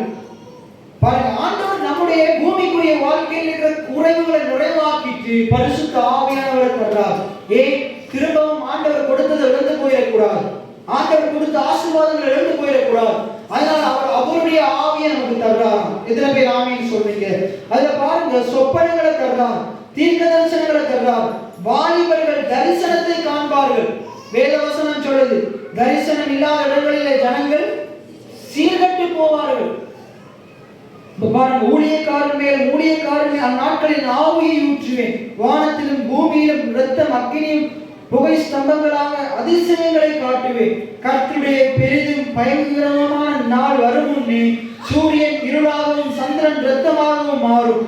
அப்பொழுது கர்த்தருடைய நாமத்தை தொழுது கொள்கிறவன் எவனோ அவன் ரட்சிக்கப்படுவான். கர்த்தர் சொன்னபடி சீயோன் பர்வதத்திலும் எருசலேமிலும் கர்த்தர் வளைவழைக்கும் மீதியான இருப்பவரிடத்திலும் ரட்சிப்பு உண்டாயிருக்கும். எத்தனை பேர் ஆமேன்னு சொல்றீங்க? கர்த்தர் சொன்னபடி ரட்சிப்பு உண்டாகும். எத்தனை பேர் ஆமேன்னு சொல்றீங்க? நம்ம நிறைய பேருக்கு பரலோகம் போவது நிச்சயமே இல்லை. மதவாதிகளுக்கு தான் நிச்சயம் இருக்காது. நிறைய கிறிஸ்தவத்திலே மதவாதிகள் தான் நிறைய பேர் இருக்கிறாங்க. மதவாதிகளுக்கு பரலோகம் போவது நிச்சயமே இருக்காது. அவங்க பயப்பட்டு கொண்டே இருப்பாங்க. ஆனா வார்த்தையை நம்பி கடவுளுக்கு உள்ள இருக்க ஆண்டுடைய பிள்ளைகளுக்கு நிச்சயம் இருக்கும். ஆண்டவர் சொன்னபடி என்னை கரமசைத்து அன்பாய் கூப்பிட்டு சேர்த்துக் கொள்வார். எல்லாம் சொல்லுங்க, ஆண்டவர் சொன்னபடி என்னை கரமசைத்து அன்பாய் கூப்பிட்டு சேர்த்துக் கொள்வார். மார்க் 12:13-14 வாசித்து பாருங்க. இயேசு பரலோகத்தை விட்டு பூமிக்கு வரும்போது அவர் சொல்றாரு, அந்நாட்கள்ல நீங்க யுத்தங்கள் இதெல்லாம் கேள்விப்படுவீங்க, ஆனா நீங்க கவலைப்படாதீங்க. நான் வரும்போது நான் என்னுடைய தூதர்களை அனுப்பி என்னுடைய ஜனங்களை கூட்டி சேர்த்துக் கொள்வேன். எத்தனை பேர் ஆமேன்னு சொல்றீங்க? அப்ப ஆண்டவர் வாக்கு பண்ணி இருக்கிறார். நமக்கு தெரியும், வாக்கு பண்ணின ஆண்டவர் வாக்கு மாறாதவராய் இருக்கிறார். வானம் பூமியை ஒளிந்து போனாலும் ஆண்டை வாயிலிருந்து வந்த வார்த்தைகள் மாறாததா இருக்குது. அவரை நம்பி வாழ்கிற பிள்ளைகளை கூட்டி சேர்த்துக் கொள்வார் சொல்லிட்டாரா இருந்தா அதை அவர் செய்ய வல்லமையிலவரா இருக்கிறார். இப்படிதான் ஒரு வேதத்தில் ஒரு சம்பவம் இருக்குது. லூக்கா 18வது அதிகாரத்துல ஒரு ஐஸ்வர்யம் உள்ள வாலிபன் இருக்கிறான். அவன் மிகுந்த ஆசீர்வாதம் ஐஸ்வர்யம் உள்ளவனா இருக்கிறான். அவன் எப்படிப்பட்டவனா இருக்கிறான்டா, சிறு வயது முதல் ஆண்டுடைய கற்பனைகளின்படி அவன் சரியா கடைபிடிக்கிறான். அவன் என்ன செய்யறான்? ஆண்டுடைய கற்பனையின்படி நடக்கிறவனா இருக்கிறான். எல்லாம் திருப்பிக் கொள்வோம். லூக்கா 18வது அதிகாரம். அவன் எல்லாத்தையும் செய்யறான். ஆண்டவருடைய நியாயப்பிரமாணம் சொன்ன எல்லா காரியங்களையும் செய்யறான். எல்லா காரியங்களையும் செய்தாலும் அவனுக்கு என்ன நிச்சயம் இல்லை? நான் நித்திய ஜீவனை சுதந்திரித்துக் கொள்வேன் என்ற நிச்சயம் இல்லை. ஆண்டவர் எனக்காக ஏற்படுத்தின அந்த வாழ்க்கைக்குள்ள போவான் என்ற நிச்சயம் இல்லை. அவன் என்ன செய்யறான் பாருங்க. ஏன் ஆண்டவர் அவங்க சொல்றாரு இப்படிப்பட்டவங்க பரலோகத்துக்கு போக முடியாது? ஏன் சொல்றாரு? நாம் எடுத்துக்கொள்வோம். லூக்கா 18வது அதிகாரம் 18வது வசனத்திலிருந்து வாசிப்போம். அப்பொழுது தலைவன் அவரை நோக்கி, நல்ல போதகரே, நித்திய ஜீவனை சுதந்திரித்துக் கொள்ளும்படிக்கு ஏன் தெரியுமா அவன் பரலோகத்துக்கு அவனுக்கு நிச்சயம் இல்லை. அவன் நினைச்சிட்டான் இவனுடைய செயல்களினாலதான், இவன் ஏதோ செய்யறதாலதான் பரலோகத்துக்கு போக முடியும் என்று இவன் நம்பிக்கொண்டே இருக்கிறான். நான் என்ன செய்ய வேண்டும்? அவனுக்குள்ள சுய நீதி இருக்குது, தேவ நீதி இல்லை. ரோமர்ல பவுல் சொல்றார், நிறைய ஜனங்கள் ஆண்டுடைய பிள்ளைகள் தங்கள் சுய நீதியை நிலைநிறுத்த தேடுகிறபடினால் தேவ நீதியை விட்டு கிருபையை விட்டு வழிவிலகி போயிட்டாங்கன்னா. இன்றைக்கும் அப்படித்தான் அநேக சபைகள்ல ஒருவேளை இங்கேயும் நிறைய பேர் தங்களுடைய சுய நீதியை நிலைநிறுத்த தேடிக்கொண்டிருக்கிறாங்க. மக்களுக்கு முன்னாடி தன்னுடைய நான் நல்லா ஜெபிக்கிறேன், நல்லா உபவாசம் பண்றேன், நான் மற்றவனை போல இல்லைன்னு இதுக்கு மேலுள்ள சம்பவத்தில் இருக்கிற அந்த பரிசேயனை போல நம்முடைய சுயநீதியை நிலைநிறுத்த தேடிக்கொண்டிருக்கிறோம். நான் திருப்பியும் சொல்றேன், நம்ம என்னதான் செயல்கள் செய்தாலும் கல்வாரி சிலுவையிலே இயேசு செய்த செயல்களுக்கு ஈடாகாது. எத்தனை பேர் ஆமீன் சொல்றீங்க? நம்முடைய கிரியைகளை காட்டிலும் அவருடைய கிரியை மேலானதா இருக்குது. இப்ப நம்ம ஒரு பாட்டு படிச்சோம், உமது செயல்கள் எல்லாம் அது அதிசயமானவைகள், உமது கிரியைகள் எல்லாம் அது அற்புதமானவைகள். எத்தனை பேர் ஆமீன் சொல்றீங்க? நம்முடைய கிரியை காட்டிலும் நம்முடைய செயல்களை காட்டிலும் அவருடைய கிரியை அற்புதமானதும் அதிசயமானதா இருக்குது. நம்ம எவ்வளவுதான் கிரியை செஞ்சாலும் அவருடைய பார்வைக்கு முன்னுக்கு அவருக்கு முன்னுக்கு அது ஒன்றுமே இல்லை, அது ஒன்றுமே இல்லை. பவுல் சொல்றாரு, நான் இவ்வளவு காரியங்கள் எனக்கு இருக்குது, ஆனா எல்லாவற்றையும் நான் குப்பையும் நஷ்டமுமா எண்ணுகிறேன். எத்தனை பேர் ஆமீன் சொல்றீங்க? குப்பையும் நஷ்டமுமா எண்ணுகிறேன். இதை சொல்றாரு பாருங்க, நல்ல போதகரை நான் நித்திய ஜீவனை சுதந்திரித்துக் கொள்வதற்கு நான் என்ன செய்ய வேண்டும், நான் என்ன செய்ய வேண்டும் என்று கேட்டான். அதற்கு இயேசு, நீ என்னை நல்லவன் என்று சொல்வானே, தேவன் ஒருவர் தவிர நல்லவன் ஒருவனும் இல்லை. விபச்சாரம் செய்யாதிருப்பாயாக, கொலை செய்யாதிருப்பாயாக, களவு செய்யாதிருப்பாயாக, பொய் சாட்சி சொல்லாதிருப்பாயாக, உன் தகப்பனை உன் தாயையும் கனம் பண்ணுவாயாக என்கிற கற்பனைகளை நீ அறிந்திருக்கிறாயே என்றான். அதற்கு அவன், இவைகளை எல்லாம் என் சிறு வயது முதல் என்ன செய்யறேன், எல்லாத்தையும் கைக்கொள்றான். தைரியமா சொல்றான். உடைய வார்த்தைகள் சொல்ற, நியாயப்பிரமாணம் சொல்லுகிற, 10 கட்டளைகள் சொல்லுகிற எல்லாத்தையும் நான் என்ன செய்யறேன், கைக்கொள்றேன். இன்னும் நீங்க எதுனாலும் சொல்லுங்க, நான் செஞ்சு காட்டுறேன். அவன் தன்னுடைய செயல்களை மேன்மைப்படுத்துறான். நீங்க சொன்னது எல்லாத்தையும் செஞ்சுட்டேன், இன்னும் நான் என்ன செய்யணும், இன்னும் நான் என்ன செய்யணும், இன்னும் நான் என்ன செய்ய, நீங்க சொல்லுங்க, நான் செஞ்சிருவேன். ஆண்டவர் அப்பதான் சொல்றாரு, கீழே பாருங்க என்ன சொல்றாரு பாருங்க. இயேசு அதை கேட்டு, இன்னும் உன்னிடத்தில் ஒரு குறைவு உண்டு. அதான் அவன் சொல்றானே, நான் எல்லாத்தையும் சிறு வயது முதல் செஞ்சிட்டேன், 10 கட்டளையெல்லாம் சிறு வயது முதல் செஞ்சிட்டேனே, இன்னும் ஒரு குறை இருக்குது. என்ன குறை? அவன் செயலினால செஞ்சிட்டான். அவன் செயலினால என்ன செஞ்சிட்டான்? தகப்பன் தாயை கனம் பண்ண சொன்னாரு, கனம் பண்ணிட்டான். களவு எடுக்காதுன்னு சொன்னாரு, அவன் களவு எடுக்கல. ஆண்டவர் செய்ய சொன்னதை செஞ்சான், செய்ய வேணாம்னு சொன்னதை செய்யல. என்ன சொல்லல? செய்ய சொன்னதை செய்தான், செய்ய வேணாம்னு சொன்னதை செய்யல. ஆனா அவனுடைய இருதயம், அவனுடைய மாம்சத்தினால செயலாட்டி அவனுடைய இருதயம் பணத்தின் மேல் இருந்துச்சு. கடைசி முதல் 9 செய்தான், கடைசி கற்பனை அவனால் செய்ய முடியல. அது என்ன செய்யணும் செய்யக்கூடாது இல்லை. அங்க என்ன சொல்லுது? பிறருடைய யாதொன்றையும் இச்சையாக இருப்பாயாக. இச்சை எங்கிருந்து வருது? மாம்சத்திலிருந்து வருதா? கையா இச்சிக்குது, கண்ணா இச்சிக்குது, எங்கிருந்து வருது? இருதயத்திலிருந்து வருது. அப்ப ஒரு மனுஷனுடைய நினைவுகளை ஒரு மனுஷனால மாற்ற முடியாது. எத்தனை பேர் ஆமென் சொல்றீங்க? அப்ப அவனுக்கு ஆண்டவர் வெளிச்சம் போட்டு காண்பிக்கிறார், உன்னிடத்தில் ஒரு குறை உண்டு, உனக்கு உண்டானவைகள் எல்லாம் விற்று தரித்திரருக்கு கொடு, அப்பொழுது பரலோகத்திலே உனக்கு பொக்கிஷம் உண்டாயிருக்கும், பின்பு என்னை பின்பற்றி வா என்றார். ஆண்டவர் பேதுருவை அழைக்கிறார். அழைக்கும் போது அவன் போயிட்டு மீனெல்லாம் பிடிச்சிட்டு என்ன செய்யறான், வந்து என்னை பின்பற்றி வா, அவனை மனுஷனை பிடிக்கிறவன் ஆக்குவேன். அவன் எல்லாத்தையும் தூக்கி போட்டுட்டு போறான். என்று அவனுடைய இருதயம் அந்த படத்துல இருக்கிற ஆசீர்வாதத்தின் மேல் இல்லை, அந்த ஆசீர்வாதத்தை கொடுத்த கர்த்தர் மேல் இருந்தது. எத்தனை பேர் ஆமென் சொல்றீங்க? ஆதியாகமம் 22 ஆபிரகாம் மோரியா மலைக்கு வேலைக்காரங்களோடும் முறைகளை தூக்கி கொண்டு ஈசாக்கோடும் போறான். ஆண்டவர் நிறுத்துன்னு சொல்ல வரைக்கும் நிறுத்தவே இல்லை, விட்டுருந்தா கொண்டே போட்டிருப்பான். ஏன்னா அவன் விசுவாசித்தான், நான் கொண்டே போட்டிருந்தான் ஆண்டவர் உயிர்ப்பித்து தர வல்லமையுள்ளவராக இருக்கிறார். ஆபிரகாமுடைய விசுவாசம், ஆபிரகாமுடைய நம்பிக்கை ஆசீர்வாதமாகிய ஈசாக்கின் மேல் அல்ல, அந்த ஆசீர்வாதத்தை கொடுத்த அந்த ஈசாக்கை கொடுத்த கர்த்தர் மேல் இருந்தது. நான் உங்களுக்கு கேட்கிறேன், உங்களுடைய நம்பிக்கை கர்த்தர் மேல் இருக்குதா? என்னுடைய ஆண்டவர் கொடுத்த பொருட்களின் மேல, பிள்ளைகள் மேல இருக்குதா? ஆண்டவர் கொடுத்த உலக பிரகாரமான காரியங்கள் மேல் இருக்குதா? ஆண்டவர் கொடுத்த வீட்டின் மேல் இருக்குதா? ஆண்டவர் கொடுத்த வாகனத்தின் மேல் இருக்குதா? ஆண்டவர் கொடுத்த பூமிக்குரிய காரியங்கள் மேல உங்களுடைய நம்பிக்கை இருக்குதா? ஒருவேளை பூமிக்குரிய காரியங்கள் மேல உங்களுடைய நம்பிக்கை இருக்குமா இருந்தா, உங்களுடைய வேலை மேல, உங்களுடைய படிப்பு மேல உங்களுடைய நம்பிக்கை இருக்குமா இருந்தா செழிக்க முடியாது. இதன் மேல இருக்கிற உங்களுடைய கண்கள் நம்பிக்கையை, விசுவாசத்தை எடுத்து கர்த்தர் மேல எப்ப வைக்க ஆரம்பிக்கிறீங்களோ அன்றிலிருந்து உங்களுடைய செழிப்புக்கான வாயில கர்த்தர் திறக்கிறார். எத்தனை பேர் ஆமென் சொல்றீங்க? இந்த இடத்துல பாருங்க, நான் என்ன செய்ய வேண்டும் என்று கேட்கிறான். இப்ப நமக்கு நல்லாவே தெரியுது, நம்ம என்ன செய்தாலும் நம்முடைய செயல்களினால் நீதிமானாக்கப்படவும் முடியாது, ஆண்டவர் இடத்திலிருந்து எந்த ஆசீர்வாதத்தையும் பெற்றுக்கொள்ளவே முடியாது. அவரே கிருபையா நமக்கு கொடுக்கிறார். ரட்சிப்பு எப்படி கிடைச்சது? இது உங்களால் உண்டானதல்ல, இது தேவனுடைய ஈவு. எத்தனை பேர் ஆமென் சொல்றீங்க? எபேசியர் 2:8 சொல்லுது, அது இலவசமாக தேவன் கொடுத்தது. இலவசமாக தேவன் கொடுத்தது, அவருடைய கிருபையினால கொடுத்தது.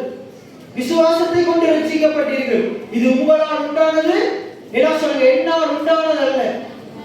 எத்தனை பேர் ஆமென் சொல்றீங்க? அதை சொல்றாரு பாருங்க. நீங்க பாருங்க, அந்த வாலிபன் சொல்றான், உனக்கு ஒரு குறைவு இருக்குது. இயேசு சொல்றாரு வாலிபன், உனக்கு ஒரு குறைவு இருக்குது, எல்லாத்தையும் விட்டு தரித்திரனுக்கு கொடு. இன்னைக்கு வந்து நின்று ஆண்டவருக்கு சேர்த்து முடிய நீங்க வீட்டுக்கு போறீங்க. இன்னைக்கு ஆண்டவர் வீட்டுல வந்து நின்று நீங்க இந்த வீட்டில உங்களுக்கு என்ன பொருள் அதிகமா இருக்குமோ, ஒருவேளை பொருளை காலையில் உங்களோட பிள்ளைகள் உங்களுக்கு விருப்பமா இருக்கலாம், அங்க இருக்கிற உங்களோட கணவன் மனைவி உங்களுக்கு பிடிக்குமா இருக்கலாம். ஆண்டவர் வந்து கேட்கிறாரு, எனக்காக நீ உன தருவியா? பழைய காலத்துல பாட்டு, உனக்காக நான் மரித்தேனே, எனக்காக நீ என்ன செய்தாய்?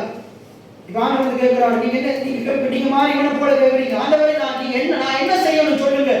அப்ப ஆண்டவர் சொல்றாரு, நீ அதிகமா நேசிக்கிற உன் பிள்ளை எனக்கு தா, பிள்ளை எனக்கு தா. ஆபிரகாமுக்கு சொன்னது போல அவனை பலி கொடு, தகர வழியா பலி கொடு. இப்படி சொன்னா நீங்க கொடுப்பீங்களா? கொடுக்க முடியுமா? இருதயபூர்வமா கொடுக்க முடியுமா? இங்க இருந்து கொடுக்க முடியுமா? ஆண்டவர் அதனாலதான் தசமபாகத்தை வச்சிருக்கிறான். இன்னைக்கு நிறைய பேர் 10ல 1 சரியா கொடுக்க முடியல, மற்றெல்லாம் எப்படி கொடுக்க முடியும்? ஒவ்வொரு முறையும் நம்ம இதை குழந்தை தசமபாகத்தை கொடுக்கும் போது ஆண்டவர் இந்த கிழமை முழுக்க நம்மள எவ்வளவு பணங்களை தந்திருப்பார், எவ்வளவோ ஆசீர்வாதங்களை தந்திருப்பார். ஆண்டவர் உங்க கையில கொடுத்த அந்த 100 ரூபாய்க்கு உண்மையுள்ளவங்களா இருக்கிறீங்களா? அதையே நம்ம ஆண்டவருக்கு 10ல 1 கொடுக்க முடியல. அதை கொடுக்கும் போது என்னத்தை தெரிவிக்கிறோம்? நான் இந்த பணத்தை நம்பல, என்னுடைய தொழிலை நம்பல, இதை கொடுத்த கர்த்தரை நம்புறேன். எத்தனை பேர் ஆமென் சொல்றீங்க? நிறைய பேர் செழிக்காததுக்கு முக்கிய காரணம் ஆண்டவருக்குரிய பங்கை திருடுறாங்க. பைபிள் சொல்றது, நீங்கள் சபிக்கப்பட்டவர்கள், நீங்கள் என்னை வஞ்சித்தீர்கள். எதனால் வஞ்சித்தோம் என்கிறீர்கள்? தசமபாகத்திலும் காணிக்கையிலும் தானே. எதிர்காலத்தில் குறித்து நம்ம பேசுவோம். அப்ப நம்மளுடைய காரியத்தினால, நம்முடைய சுயபலத்தினால நாங்க எங்க போக முடியாது? பரலோகத்துக்கு போக முடியாது. ஆண்டவர் உணர்த்துறார், உன்னுடைய நம்பிக்கை என் மேல இல்லை, நீ எல்லாத்தையும் செஞ்சதான், உன் தகப்பன் தாய கனம் பண்ணினது உண்மைதான், நீ களவு செய்யல, விபச்சாரம் செய்யல, இதெல்லாம் செய்யல, ஆனா உன்னுடைய இருதயத்துல இச்சை இருந்துச்சு. உன்னுடைய இருதயம் முழுக்க பணத்தினால நிறைஞ்சிருந்தது. அந்த வாலிபனுடைய இருதயம் பணத்தினால நிறைஞ்சிருக்காம இருந்திருந்தா அவன் ஆண்டவர் கொடுன்னு சொன்னோன்னு என்ன செஞ்சிருப்பான்? கொடுத்திருப்பான். ஏழைகளுக்கு கையை திறந்திருப்பான்.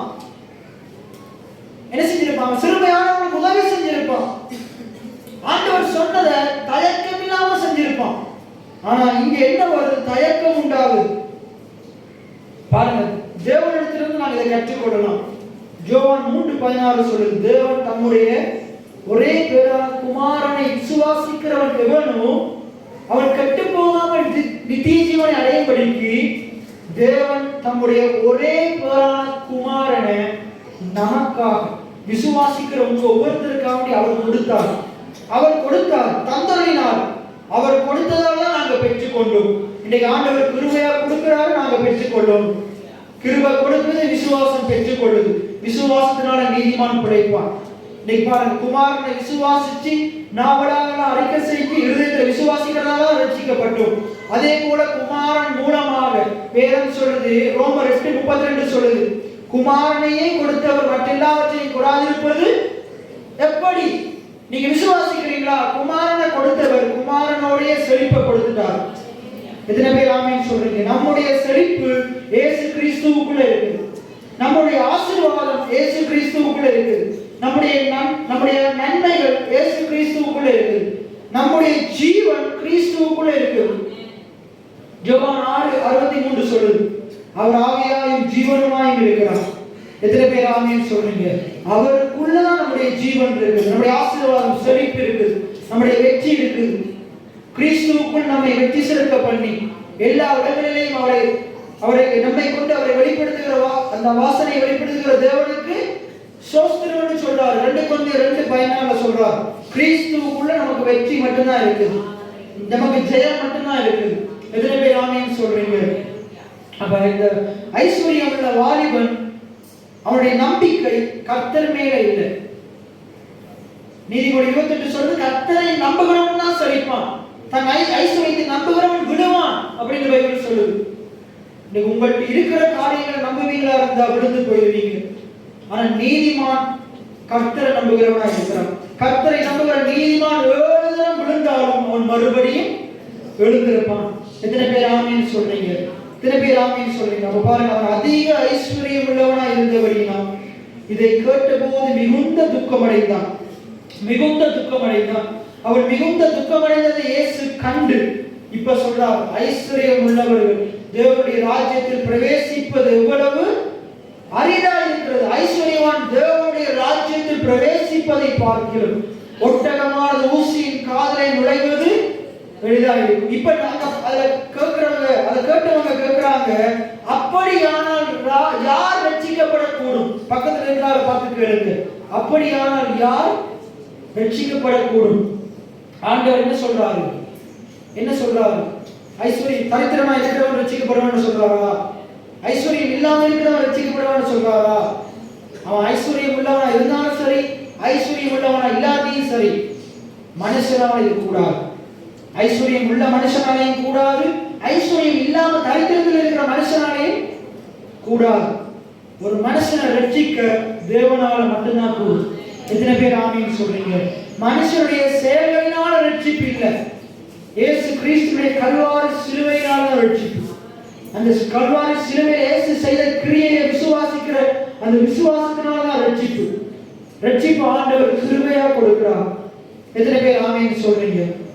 அப்பே அழகா சொல்லப்படுது பாருங்க, அதற்கு அவர் மனுஷனால் கூடாதவைகள் தேவனால் கூடும். இன்னொரு சொல்றார், தேவனால் எல்லாம் கூடும்.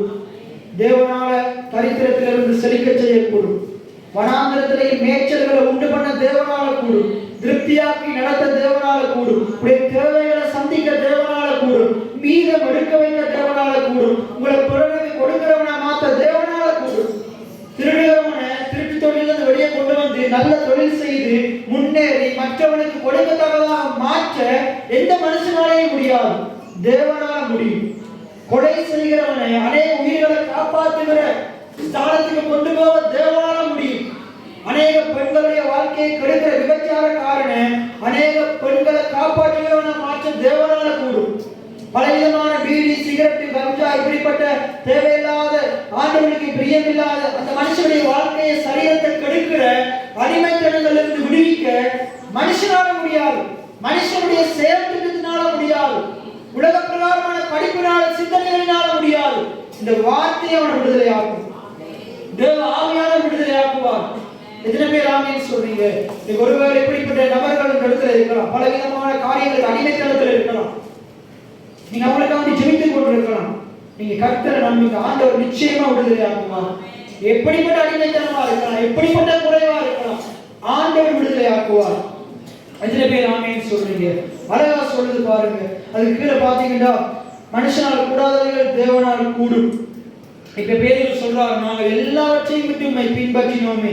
அதற்கு அவர் தேவனுடைய ராஜ்யத்தின் நிமித்தம் வீட்டையாவது, பெற்றோரையாவது, சகோதரியாவது, மனைவியாவது, பிள்ளையாவது விட்டவன் எவனும். விட்டவன் இன்னைக்கு நீங்க ஆண்டவருக்காக ஆண்டவருடைய ஸ்தானத்தில் இருக்கிற எல்லாரையும் கீழே வச்சு ஆண்டவர் நீங்க மேல தூக்கி வைப்பீங்களா இருந்தா, உங்களுக்கு இந்த உலகத்தில் இருக்கிற உங்களோட சொந்தக்காரங்களை காட்டிடும், உங்களுடைய மனைவி, பிள்ளைகள், கணவனை காட்டிடும். யார் யாரெல்லாம் இந்த இடத்துல ஆண்டவர் எடுத்து முதன்மையா வைக்கிறீங்களோ, உங்களுடைய நம்பிக்கையை மனுஷன் மேல வைக்கிறத பார்க்கிறோம். கர்த்தர் மேல யார் யாரெல்லாம் பற்றுதலா இருக்கிறீங்களோ, ஆண்டவர் உங்களை வெறுமையா விட மாட்டார், வெறுமையா விட மாட்டார். பூமியில வெறுமையா விட மாட்டார், பரலோகத்துக்கு கொண்டு போக விட மாட்டார். பைபிள்ல சொல்லுது, இம்மையிலே என்ன சொல்லுங்க, இம்மையிலே அதிகமானவைகளை எப்படி கொடுப்பாரா? நீங்க விட்ட காரியங்களை விட, நீங்க ஆண்டவர் மேல வச்சு மற்ற காரியங்களை கீழே வச்சுக்க தெரியுமா, அதை விட அதிகமா தருவார். எத்தனை பேர் ஆமீன் சொல்றீங்க? ஆண்டவருக்காக எல்லாத்தையும் தூக்கி போட்டீங்களே, அது ஆண்டவர் தருவார். சாலமோன் ஐஸ்வர்யத்தை கேட்காம, கனத்தை கேட்காம, புகழை கேட்காம, பேரை கேட்காம, ஞானத்தை கேட்டதால ஆண்டவர் சாலமோனுக்கு கேளாத ஐஸ்வர்யத்தை அதிகமா கொடுத்தார். எத்தனை பேர் ஆமீன் சொல்றீங்க? நம்ம போயிட்டு செழிப்பு செழிப்புன்னு கேட்டுக்கொண்டு இல்லை, நாம் கேட்கிறோம் என்ன, ஆண்டவரே நீங்க எனக்கு இன்னும் அதிகமா வேணும். எத்தனை பேர் ஆமென் சொல்றீங்க? உங்களுடைய கிருபை எனக்கு வேணும். எத்தனை பேர் ஆமென் சொல்றீங்க? அவருடைய கிருபைக்கு காத்திருக்கிறவர்களுக்கு ஆண்டவர் நன்மை செய்கிறவராக இருக்கிறார். எத்தனை பேர் ஆமென் சொல்றீங்க? நான் நம்முடைய கிரியை மேன்மைப்படுத்தி ஆண்டவரே நான் அவ்வளவு நேரம் ஜெபம் பண்ணிட்டேன், எனக்கு இதைத்தாங்க அதைத்தாங்க நம்மளால கேட்க முடியாது, நான் உபவாசம் பண்ணிட்டேன். இல்ல இல்ல, நம்முடைய காரியம் ஒன்றுமே இல்லை. ஆண்டவரே உடைய கிருபை பாருங்க. அந்த சிலுவையில, கல்வாரி சிலுவையில 2 கல்லங்க இருக்கிறாங்க. அது ஒரு கல்ல என்ன செய்யறான்? அவன் எப்படி பரலோகத்துக்கு பரதேசிக்கு போனான்? பாவியாகி என்மேல் கிருபையாயிரும். இந்த 18வது லூக்கா 18வது அதிகாரத்திலேயே மேலுள்ள வசனங்களை வாசிங்க. அதுல 2 மனுஷங்க போய் என்ன செய்யறாங்க? ஜெபம் பண்றாங்க. ஒருத்தன் பரிசேயன், ஒருத்தன் ஆயக்காரன். பரிசேயன் போயிட்டு ஆண்டவருக்கு முன்னுக்கு நின்று என்ன சொல்றான்? நான் பரிகாரன், அநியாயக்காரன், விபச்சாரக்காரர் ஆகிய மற்ற மனுஷனை போலவும் இந்த ஆயக்காரனை போலவும் இராது நான் உண்மை சோஸ்தரிக்கிறேன். வாரத்தில் 2 நாள் உபவாசம் செய்கிறேன், என்னுடைய சம்பாத்தியத்தில் எல்லாம் தசமபாகம் கொடுக்கிறேன் என்று தனக்குள்ள ஜெபம் பண்றான். ஆனா ஆயக்காரன், வரி தண்டுபவன் தூரத்திலே நின்று கண்களை வானத்துக்கு ஏறெடுக்க துணியாமல் அவன் என்ன செய்யறான்? தன்னுடைய மார்பை அடித்துக் கொண்டு அவன் சொல்றான், தேவனே பாவியாகி என்மேல் கிருபையாயிரும், பாவியாகி என்மேல் கிருபையாயிரும் என்று சொல்றான். அப்ப இன்னைக்கு நம்முடைய வாழ்க்கையிலையும் நம்முடைய செயல்களினால் அல்ல, ஆண்டவருடைய கிருபையினால்தான் நாங்கள் நீதிமானாக்கப்பட்டிருக்கிறோம். 14வது வசனத்திலிருந்து வாசிங்க. 14வது வசனத்திலிருந்து, அவன் அல்ல நீதிமானாக்கப்பட்டவனாக தன் வீட்டுக்கு திரும்பி போனான். பாருங்க, இவன் என்ன செய்யலாம்? ஆண்டவர் இந்த பாவியாகி இவனை சொல்றாரு நீதிமான் என்று. எதனால நீதிமான் என்று சொல்றாரு? அவன் தன்னுடைய செயல்களை மேன்மைப்படுத்தாம, ஆண்டவரே நான் பாவிதான், நான் பாவிதான், ஆனா என்மேல நீங்க கிருபையா இருங்க. கிருபையை பெற்றவன் பெற்ற பிறகு அவன் பாவியே இல்லை. எத்தனை பேர் ஆமீன் சொல்றீங்க? எத்தனை பேர் ஆமீன் சொல்றீங்க? தேவதூதன் மரியாதை பார்த்து சொல்றாரு, கிருபை பெற்றவரை வாழ்க, நீ கர்த்தரால் ஆசீர்வதிக்கப்பட்டவன். கிருபையை பெற்ற பிறகு அந்த கிருபை நம்மளை ஆசீர்வதிக்குது, அந்த கிருபை நம்மளை நீதிமானா மாற்றுது, அந்த கிருபை நம்மளை உயர்த்துது. எத்தனை பேர் ஆமீன் சொல்றீங்க? இந்த ஜனங்கள் இப்படிப்பட்ட சத்தியங்களை அறியாமையினால நான் சங்காரமாகி கொண்டிருக்கிறான். நிறைய கிறிஸ்தவருடைய வாழ்க்கையில செழிப்பு இல்லாததுக்கு காரணம் அறியாமை, ஆசீர்வாதம் இல்லாததுக்கு காரணம் அறியாமை. ஆண்டவர் எப்படிப்பட்டவர், ஆண்டவர் இன்னார் என்ற உணர்வு இல்லாததால், அறியாமையினால அநேகர் இன்னும் வறுமைக்குள்ள இருக்கிறாங்க, செழிப்பு இல்லாம இருக்கிறாங்க. செழிப்பு தேவனுடைய சித்தம் என்ற அறியாமை இன்னைக்கு அநேக சபை போதகரையும் அநேக சபை விசுவாசிகளையும் சுத்தி பிடிச்சு கட்டி வச்சு கொண்டிருக்கு. இன்னும் 2-3 வசனங்களை பார்த்து நாங்கள் நிறைவு செய்வோம். சங்கீதம் 7வது அதிகாரம் 2வது வசனம். சங்கீதம் 7வது அதிகாரம் 2வது வசனம். சத்துரு சிங்கம் போல் நிறைய விசுவாசிகளுடைய ஆத்மாவை சத்துரு பிடித்து வைத்திருக்கிறான், மனதை சத்துரு பிடித்து வைத்திருக்கிறான். எப்படி பிடித்து வைத்திருக்கிறான்? அவன் வந்து நின்று சிங்கம் போல, சத்துரு சிங்கம் அல்ல, சத்துரு ஒரு பெரிய ஆளே இல்லை, பிசாசு ஒரு பெரிய ஆளே இல்லை. நான் உங்களுக்கு சொல்றேன், பிசாசினால் வந்த பிரச்சனைகள் அது எம்மாத்திரமா இருக்கு, அது ஒரு பொருட்டே இல்லை. ஆனா நம்ம என்னத்தை பார்த்து கொண்டிருக்கிறோம்? அந்த இஸ்ரவேல் ஜனங்கள் எதிரிகள் முன்பாக தங்களை வெட்டுக்கிளிகளை போல பார்த்தது போல நம்மள என்ன செய்து கொண்டிருக்கிறோம்? நம்மளை சின்னதா பார்த்து நம்முடைய பிரச்சனைகளை பெருசா பார்த்து கொண்டிருக்கிறோம். நம்மோடு இருக்கிற தேவன் பிரச்சனைகளை காட்டிலும் பெரியவர் என்று உணர்வே இல்லை. இன்னைக்கு நான் உங்களுக்கு சொல்றேன், உங்களோடு இருக்கிற ஆண்டவர் உங்களுடைய குறைவுகளை காட்டிலும் அவர் மிகவும் பெரியவராய் இருக்கிறார், மிகவும் பெரியவராய். யோபேலில் பார்த்தோம் தானே, என் கர்த்தர் எனக்கு பெரிதான காரியங்களை செய்ய வல்லமையுள்ளவராய் இருக்கிறார். பைபிள் சொல்லுது, தாழ்வு காலத்துல என்ன செய்ய சொல்லுது? தாழ்வு காலத்துல என்ன செய்ய சொல்லுது? சிந்தனை செய். எல்லாம் சொல்லுங்க, தாழ்வு காலத்தில் சிந்தனை செய். என்னத்தை சிந்தனை செய்ய சொல்லுது? கர்த்தர் பெரியவர் என்று சிந்தனை செய், கர்த்தர் அனைத்தையும் நன்மையாய் மாற்றுவார் என்று சிந்தனை செய், நான் விசுவாசிக்கிறவர் இன்னார் என்பதை நான் அறிந்திருக்கிறேன் என்று சிந்தையுடையவனாயிரு. வீண் சிந்தனை எடுத்து போடு, கர்த்தருடைய சிந்தையுடையவனாயிரு, கிறிஸ்துவின் சிந்தையுடையவனாயிரு. குறைவுள்ள ஒரு இடத்துல இயேசு இருந்த எப்படி பேசுவாரோ அப்படி பேசு. எத்தனை பேர் ஆமீன் சொல்றீங்க? நிறைய ஜனங்களுடைய வாழ்க்கையில பிசாசு தன்னை பெரியாள் போல காட்டிக்கொண்டு ஜனங்களை வஞ்சித்து ஜனங்களை பயமுறுத்தி கவலைக்கிடமாக்கி ஜனங்களை அப்படியே குறைவுக்குள்ள கொண்டு போய் கொண்டிருக்கிறான். பைபிள் சொல்லுது பிசாசு அவனை கண்டு பயந்து ஓடுங்கள் என்று சொல்லல, பிசாசுக்கு எதிர்த்து நில்லுங்கள், அப்பொழுது அவன் உங்களை விட்டு ஓடி போவான். அதே போல பிசாசினால் உண்டான காரியங்களுக்கு எதிர்த்து நிற்கணும், வியாதிக்கு எதிர்த்து நிற்கணும். எத்தனை பேர் ஆமென் சொல்றீங்க? பலவீனத்துக்கு எதிர்த்து நிற்கணும், வறுமைக்கு எதிர்த்து நிற்கணும், தரித்திர புத்திக்கு எதிர்த்து நிற்கணும், பாவத்துக்கு எதிர்த்து நிற்கணும். எத்தனை பேர் ஆமென் சொல்றீங்க? அவிசுவாசமான பேச்சுகளுக்கு எதிர்த்து நிற்கணும், மரணத்தை பேசினா அதுக்கு எதிர்த்து நிற்கணும். எத்தனை பேர் ஆமென் சொல்றீங்க? எதிர்த்து நிற்கணும், அப்பொழுது அவைகள் எல்லாம் உங்களை விட்டு ஓடி போகும். எத்தனை பேர் ஆமென் சொல்றீங்க? நம்ம நிறைய பிள்ளைகள் பிசாசு இடமளித்துக் கொண்டிருக்கிறாங்க. பிசாசு என்ன செய்யறான்? இப்படி வசனங்கள், இப்படிப்பட்ட வசனங்கள் விதைக்கப்பட்ட உடனே வெளியில போகிறதுக்கு முன்னுக்கே வாசற்படியில காத்திருக்கிறாங்க. என்னத்துக்கு? விதைக்கப்பட்ட வசனத்தை மார்க்கு 4 சொல்லப்படுது. மார்க்கு 4 அந்த வசனத்தை எடுத்து வாசிங்க. மார்க்கு 4வது அதிகாரத்துல விதைக்கப்பட்ட வசனங்களை பிசாசானவன், சத்துருவானவன் என்ன செய்யறான்? மார்க்கு 4:15, மார்க்கு 4:15, லூக்கா 8:12 இருக்குது. விதைக்கிறவன் வசனத்தை விதைக்க புறப்பட்டான். அந்த விதைக்கப்படுகிறவனால வசனத்தை கேட்கிற நீங்க வசனத்தை கேட்ட உடனே சாத்தான் வந்து அவன் இருதயங்களில் விதைக்கப்பட்ட வசனத்தை என்ன எடுத்து போடுறானா? வசனத்தை எடுத்து போடுறான். ஏன் வசனத்தை எடுத்து போடுறான்டா? வசனம் உங்களுக்குள்ள வந்துச்சுட்டா அவருடைய சிந்தனை உங்களுக்குள்ள வந்துடும், அவருடைய யோசனை உங்களுக்குள்ள வந்துடும். அவருடைய யோசனை எப்படிப்பட்டது? அவருடைய யோசனை விசாலமானது. அவர் யோசனைகளில் பெரியவராக இருக்கிறார். அந்த பெரியவருடைய யோசனை உங்களுக்குள்ள வந்தா உங்களுடைய யோசனை எப்படி இருக்கும்? சிறிய யோசனையா இருக்குமா? உங்களுடைய யோசனை பெரிய யோசனையா இருக்கும். எத்தனை பேர் ஆமென் சொல்றீங்க? நம்மளே நம்முடைய சபைக்கு ஒரு வாக்குத்தத்தத்தை எழுதியிருந்தா ஆண்டவர் 150 ஆத்துமாக்களை தருவார்னு எழுதியிருக்கும். அப்படிதான் நம்முடைய யோசனை இருந்திருக்கும். அவருடைய யோசனை நமக்குள்ள தந்ததுனால, அவருடைய தரிசனத்தை நமக்குள்ள தந்ததால நம்முடைய புத்திக்கு எட்டாத வகையில அந்த ஆத்துமாக்கள் அறுவடையை தந்திருக்கிறார், அந்த எண்ணத்தை தந்திருக்கிறார். அந்த எண்ணத்தை தந்தவர் யோசனைகளில் பெரியவராய் இருக்கிறார். அவர் அதை நம்முடைய சபையின் ஊழியங்களை நிறைவேற்றி முடிக்க வல்லமையுள்ளவராய் இருக்கிறார். எத்தனை பேர் ஆமென் சொல்றீங்க? ஆகையினால அவருடைய வசனத்தில் இருக்கிற அவருடைய யோசனைகளை நாம் உள்வாங்கிக் கொண்டே இருக்கோம். பிசாசு அதை எடுத்து போறதுக்கு இடமளிக்கவே கூடாது. எப்பயுமே ஆண்டவர் உங்களுக்கு வார்த்தையில பேசும்போது நீங்க நம்புவதற்கு ஏதுமில்லாததான் இருக்கும். ஆனால் ஆபிரகாம் சாராளை போல நம்பிக்கையோட விசுவாசிகளுடைய வாழ்க்கையில நிச்சயமா நிறைவேறும். நிச்சயமா ஒரு 5-6 வருஷத்துக்கு முன்னாடி என்னை கூப்பிட்டு நான் இப்ப நின்று பேசணும்னு நீங்க என்னுடைய யார் சொன்னாலும் நான் நம்பி இருக்கவே மாட்டேன். அது நம்புவதற்கு ஏதுமில்லாத இருந்தது.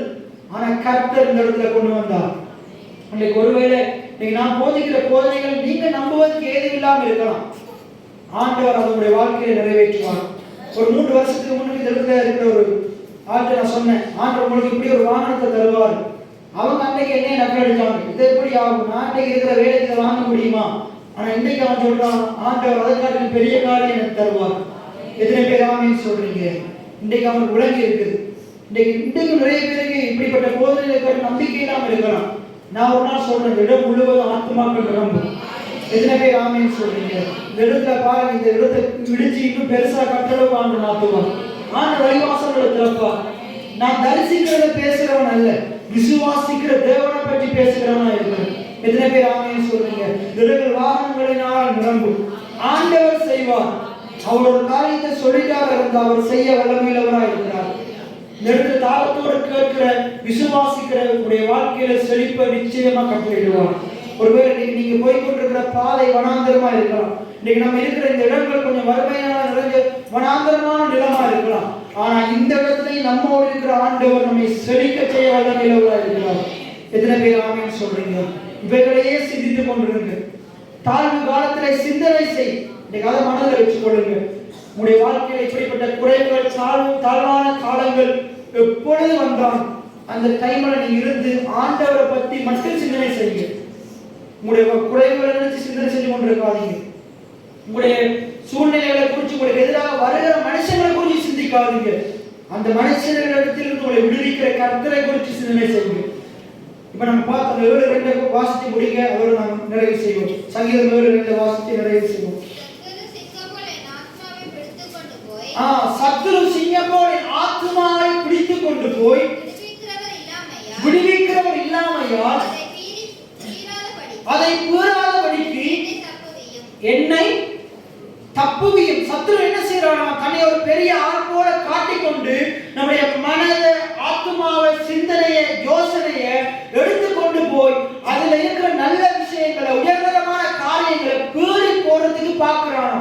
தாவீது ஜெபம் என்றார், ஆண்டவரே, நீங்க எனக்குள்ள விதைத்த இந்த வசனமாகிய உயர்தரமான சிந்தனைகள் என்னை விட்டு சத்துரு எடுத்து போடாதபடிக்கு, அதை பீறி போற்றாதபடிக்கு, அழித்து போற்றாதபடிக்கு என்னைய தப்புவீங்க. இன்னைக்கு உங்களுடைய எச்சரம் இதுவாகவே இருக்கட்டும். ஒவ்வொரு முறை நீங்க இந்த இடத்துல வந்து இந்த வார்த்தைகளை கேட்கும் போது ஆண்டவர் உங்களுக்குள்ள நீங்க நினைச்சு கூட பார்க்க முடியாத உயர்தரமான சிந்தனைகளை, வாக்குத்தத்தங்களை தொடர்ந்து ஊழியக்காரர் மூலமாக விதைத்துக் கொண்டே இருக்கிறார். ஆனா விதைத்து கொஞ்ச நேரத்திலேயே இங்க இருக்கிற சில மனுஷங்களாக இருக்கலாம், அவங்க மூலமா இருக்கலாம், வீட்டுல இருக்கிற மனுஷங்க மூலமா இருக்கலாம், நீங்க வேலைக்கு போற இடங்களில் இருக்கிற மனுஷன் மூலமா இருக்கலாம். இப்படி பல்வேறுபட்ட மனுஷன் மூலமாக சத்துருவானவன் உங்களுக்குள்ள விதைத்த வார்த்தைகளை என்ன செய்து கொண்டிருக்கிறான்? கூறி போட்டு கொண்டிருக்கிறான், எடுத்து கூறி போறதுக்கு பார்த்து கொண்டிருக்கிறான். நான் ஒவ்வொருத்தருக்காக ஜெபம் பண்றேன், ஆண்டவரே, பிசாசானவன் இவர்களுக்குள்ள இன்னைக்கு இந்த வார்த்தையை கேட்டு உங்களுக்குள்ள இருக்கிற வசனத்தை, உயர்தரமான சிந்தனைகளை தன்னை ஒரு பெருசா காட்டிக்கொண்டு அவங்களிடத்துல விதைக்கப்பட்ட வசனத்தை எடுத்து போடாதபடி என்னுடைய ஆத்மாவை காத்திரடுங்க, உங்களுடைய ஆத்மாவை காத்திரடுங்க. விதைக்கப்பட்ட வசனம் அப்படியே இருந்து நிலைநிற்க வேண்டும். அது நல்ல இடத்துல விதைக்கப்பட்ட வசனமா இருக்கணும். அது இந்த பிள்ளைகளுடைய வாழ்க்கையில் 30, 60, 100 கனி கொடுக்க வேண்டும். அது பலனை கொடுக்கவளவும் பிசாசானவன் அதை எடுத்து போடாதபடி ஆண்டவரே, இந்த பிள்ளைகளுடைய இருதயத்தில் விதைக்கப்பட்ட வசனத்தை காவல் வைங்க. பைபிள் சொல்றது, இருதயத்தை காத்துக்கொள், எல்லா காவலோடும் இருதயத்தை காத்துக்கொள், அதிலிருந்து ஜீவ தண்ணீரோட ஊற்றுக்கள் புறப்படும்.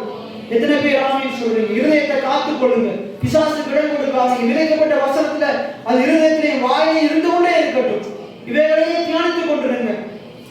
அப்பொழுது கர்த்தர் பெரிய காரியங்களை செய்வார்.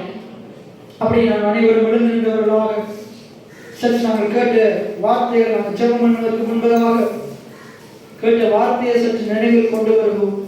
ஒருவேளை இன்னைக்கு நீங்க எப்படிப்பட்ட தாழ்வான காலத்துல இருக்கிறீங்கன்னு எனக்கு தெரியாது, நீங்க எப்படிப்பட்ட நிலையில் இருக்கிறீங்கன்னு எனக்கு தெரியாது. ஒருவேளை இந்த இடத்துல இருக்கிற நீங்க தாழ்வான நிலையில் இருப்பீங்களா? இந்த ஆண்டவர் சொல்றாரு, உன்னுடைய இப்படிப்பட்ட இந்த குறைவின் மத்தியிலே உன்னை உயர்த்துகிற தேவனாகிய என்னை குறித்து சிந்தனை செய்.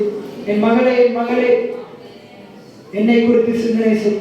என்னுடைய வார்த்தைகளை சிந்தனை செய், என்னுடைய வார்த்தைகளை சிந்தனை செய்.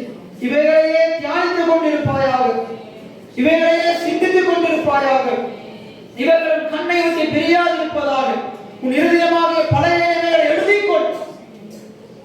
இவைகளையே சொல்லுங்க ஆண்டவர் சொல்றார்.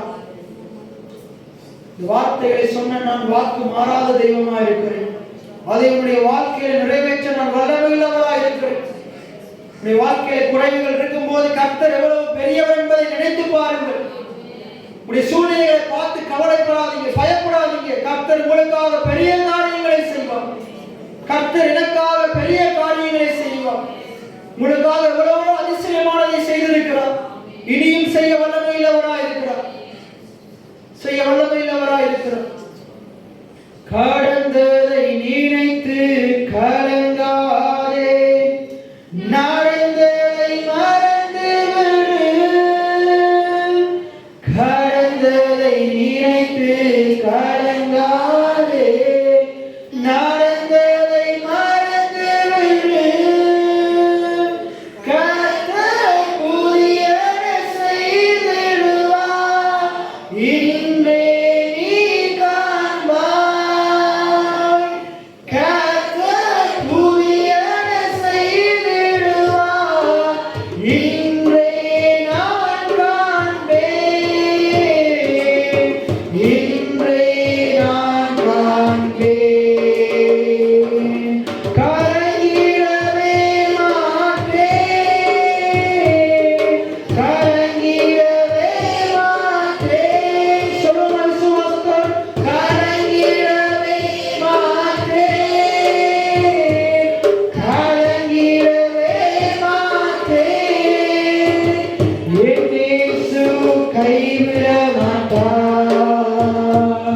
என் இயேசு கைவிட மாட்டார். பிராணிக்கு மேலாக சோதிக்கப்பட ஒரு நாளும் விட மாட்டார். விசுவாசத்தோடு அறிக்கை செய்யலாம்.